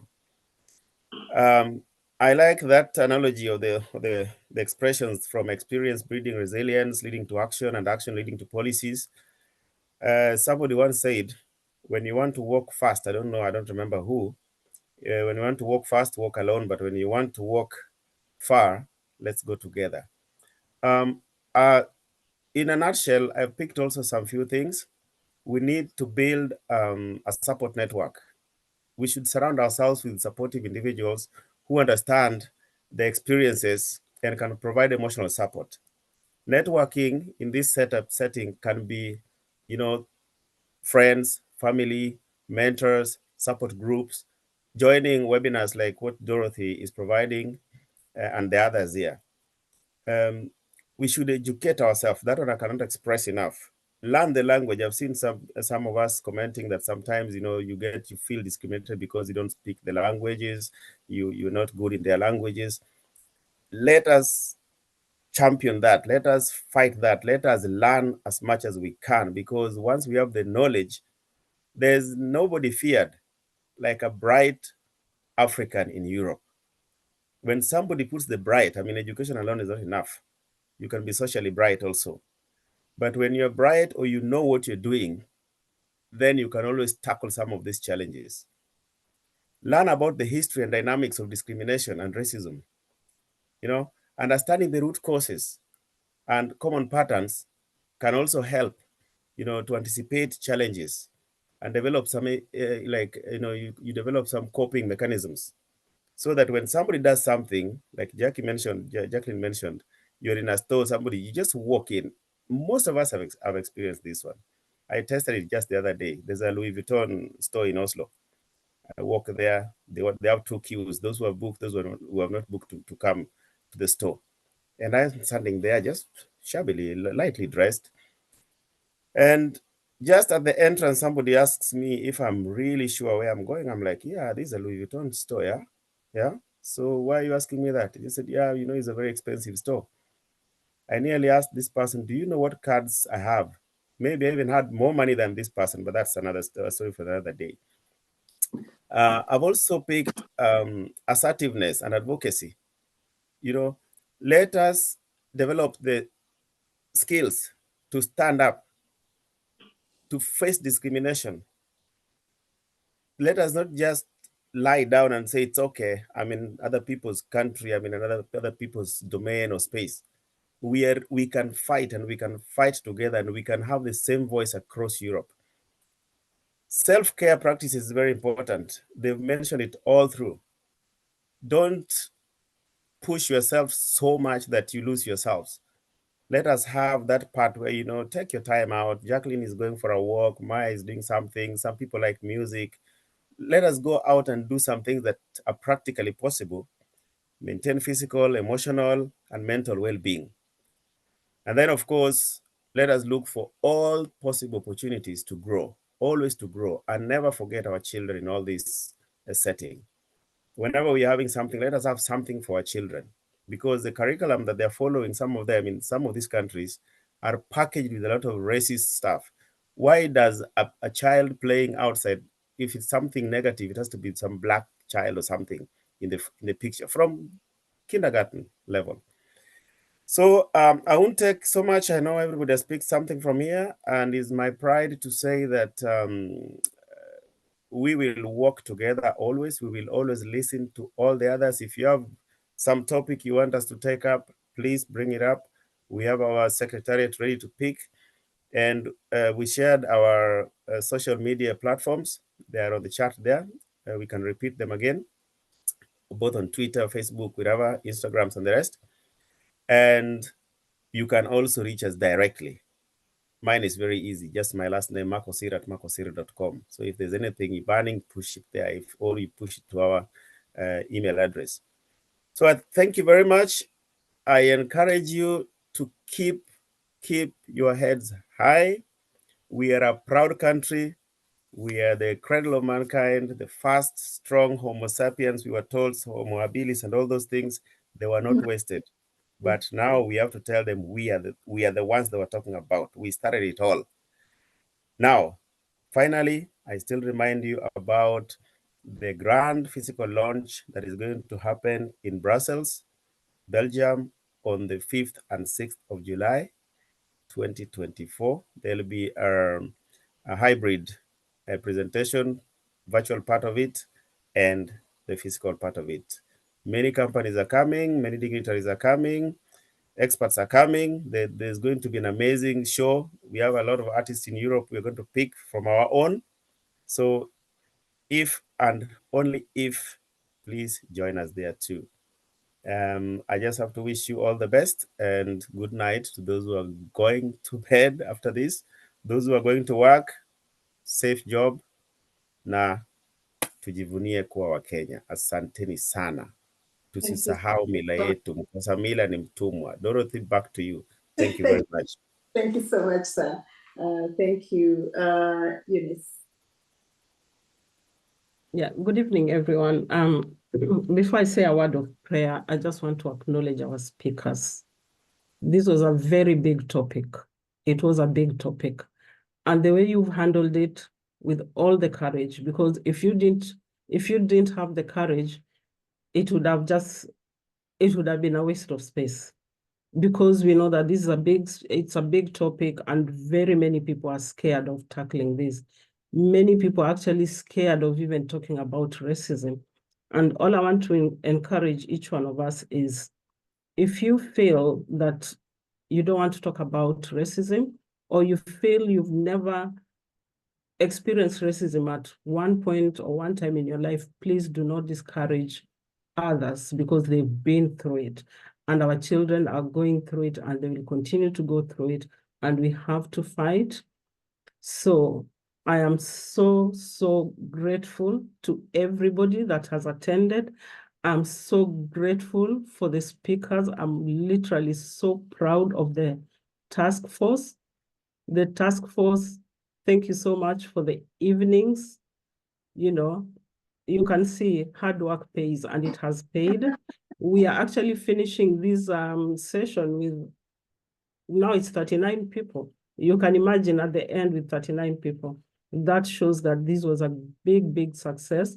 And we just have to give God the glory, because with him, everything is possible, and it has been possible. So please, let's pray. Thank you, Lord. I just want to humble myself at this time and give you the glory and the honor that you deserve, because this has been a success. When we started planning for this event, we started with a prayer, and we've always believed that it will be a success. Well, our expectation might not have been what it has been today, but it's because of our prayer that our expectation has been exceeded. And we just want to thank you. We want to thank you so much. And we pray that when we finish this, whoever has been on this platform, may you protect them wherever they are. May you continue to guide them. May you continue to see them through life. And those out there who are struggling or who have struggled with racism and discrimination, we just want to pray for them. We pray that they will find healing at some point. And we just want to thank you for this evening, and we pray that you'll continue to guide us so that we can continue to support each other by awareness of mental health. I therefore want to close this webinar this evening by glorifying your name. Let you take the glory. We are not taking the glory, but you take the glory, because once you take the glory, we know that you'll continue to support us. I ask this short prayer, believing in Jesus Christ, our Savior. Amen. Amen. Thank you so much, and good night. Thank you for staying with us until so late. Clap for yourselves. Clap for yourselves. Thank you so much. Thank Good you night. so God much. bless. See you. Clap for yourselves. And goodbye. God bless you all. Okay.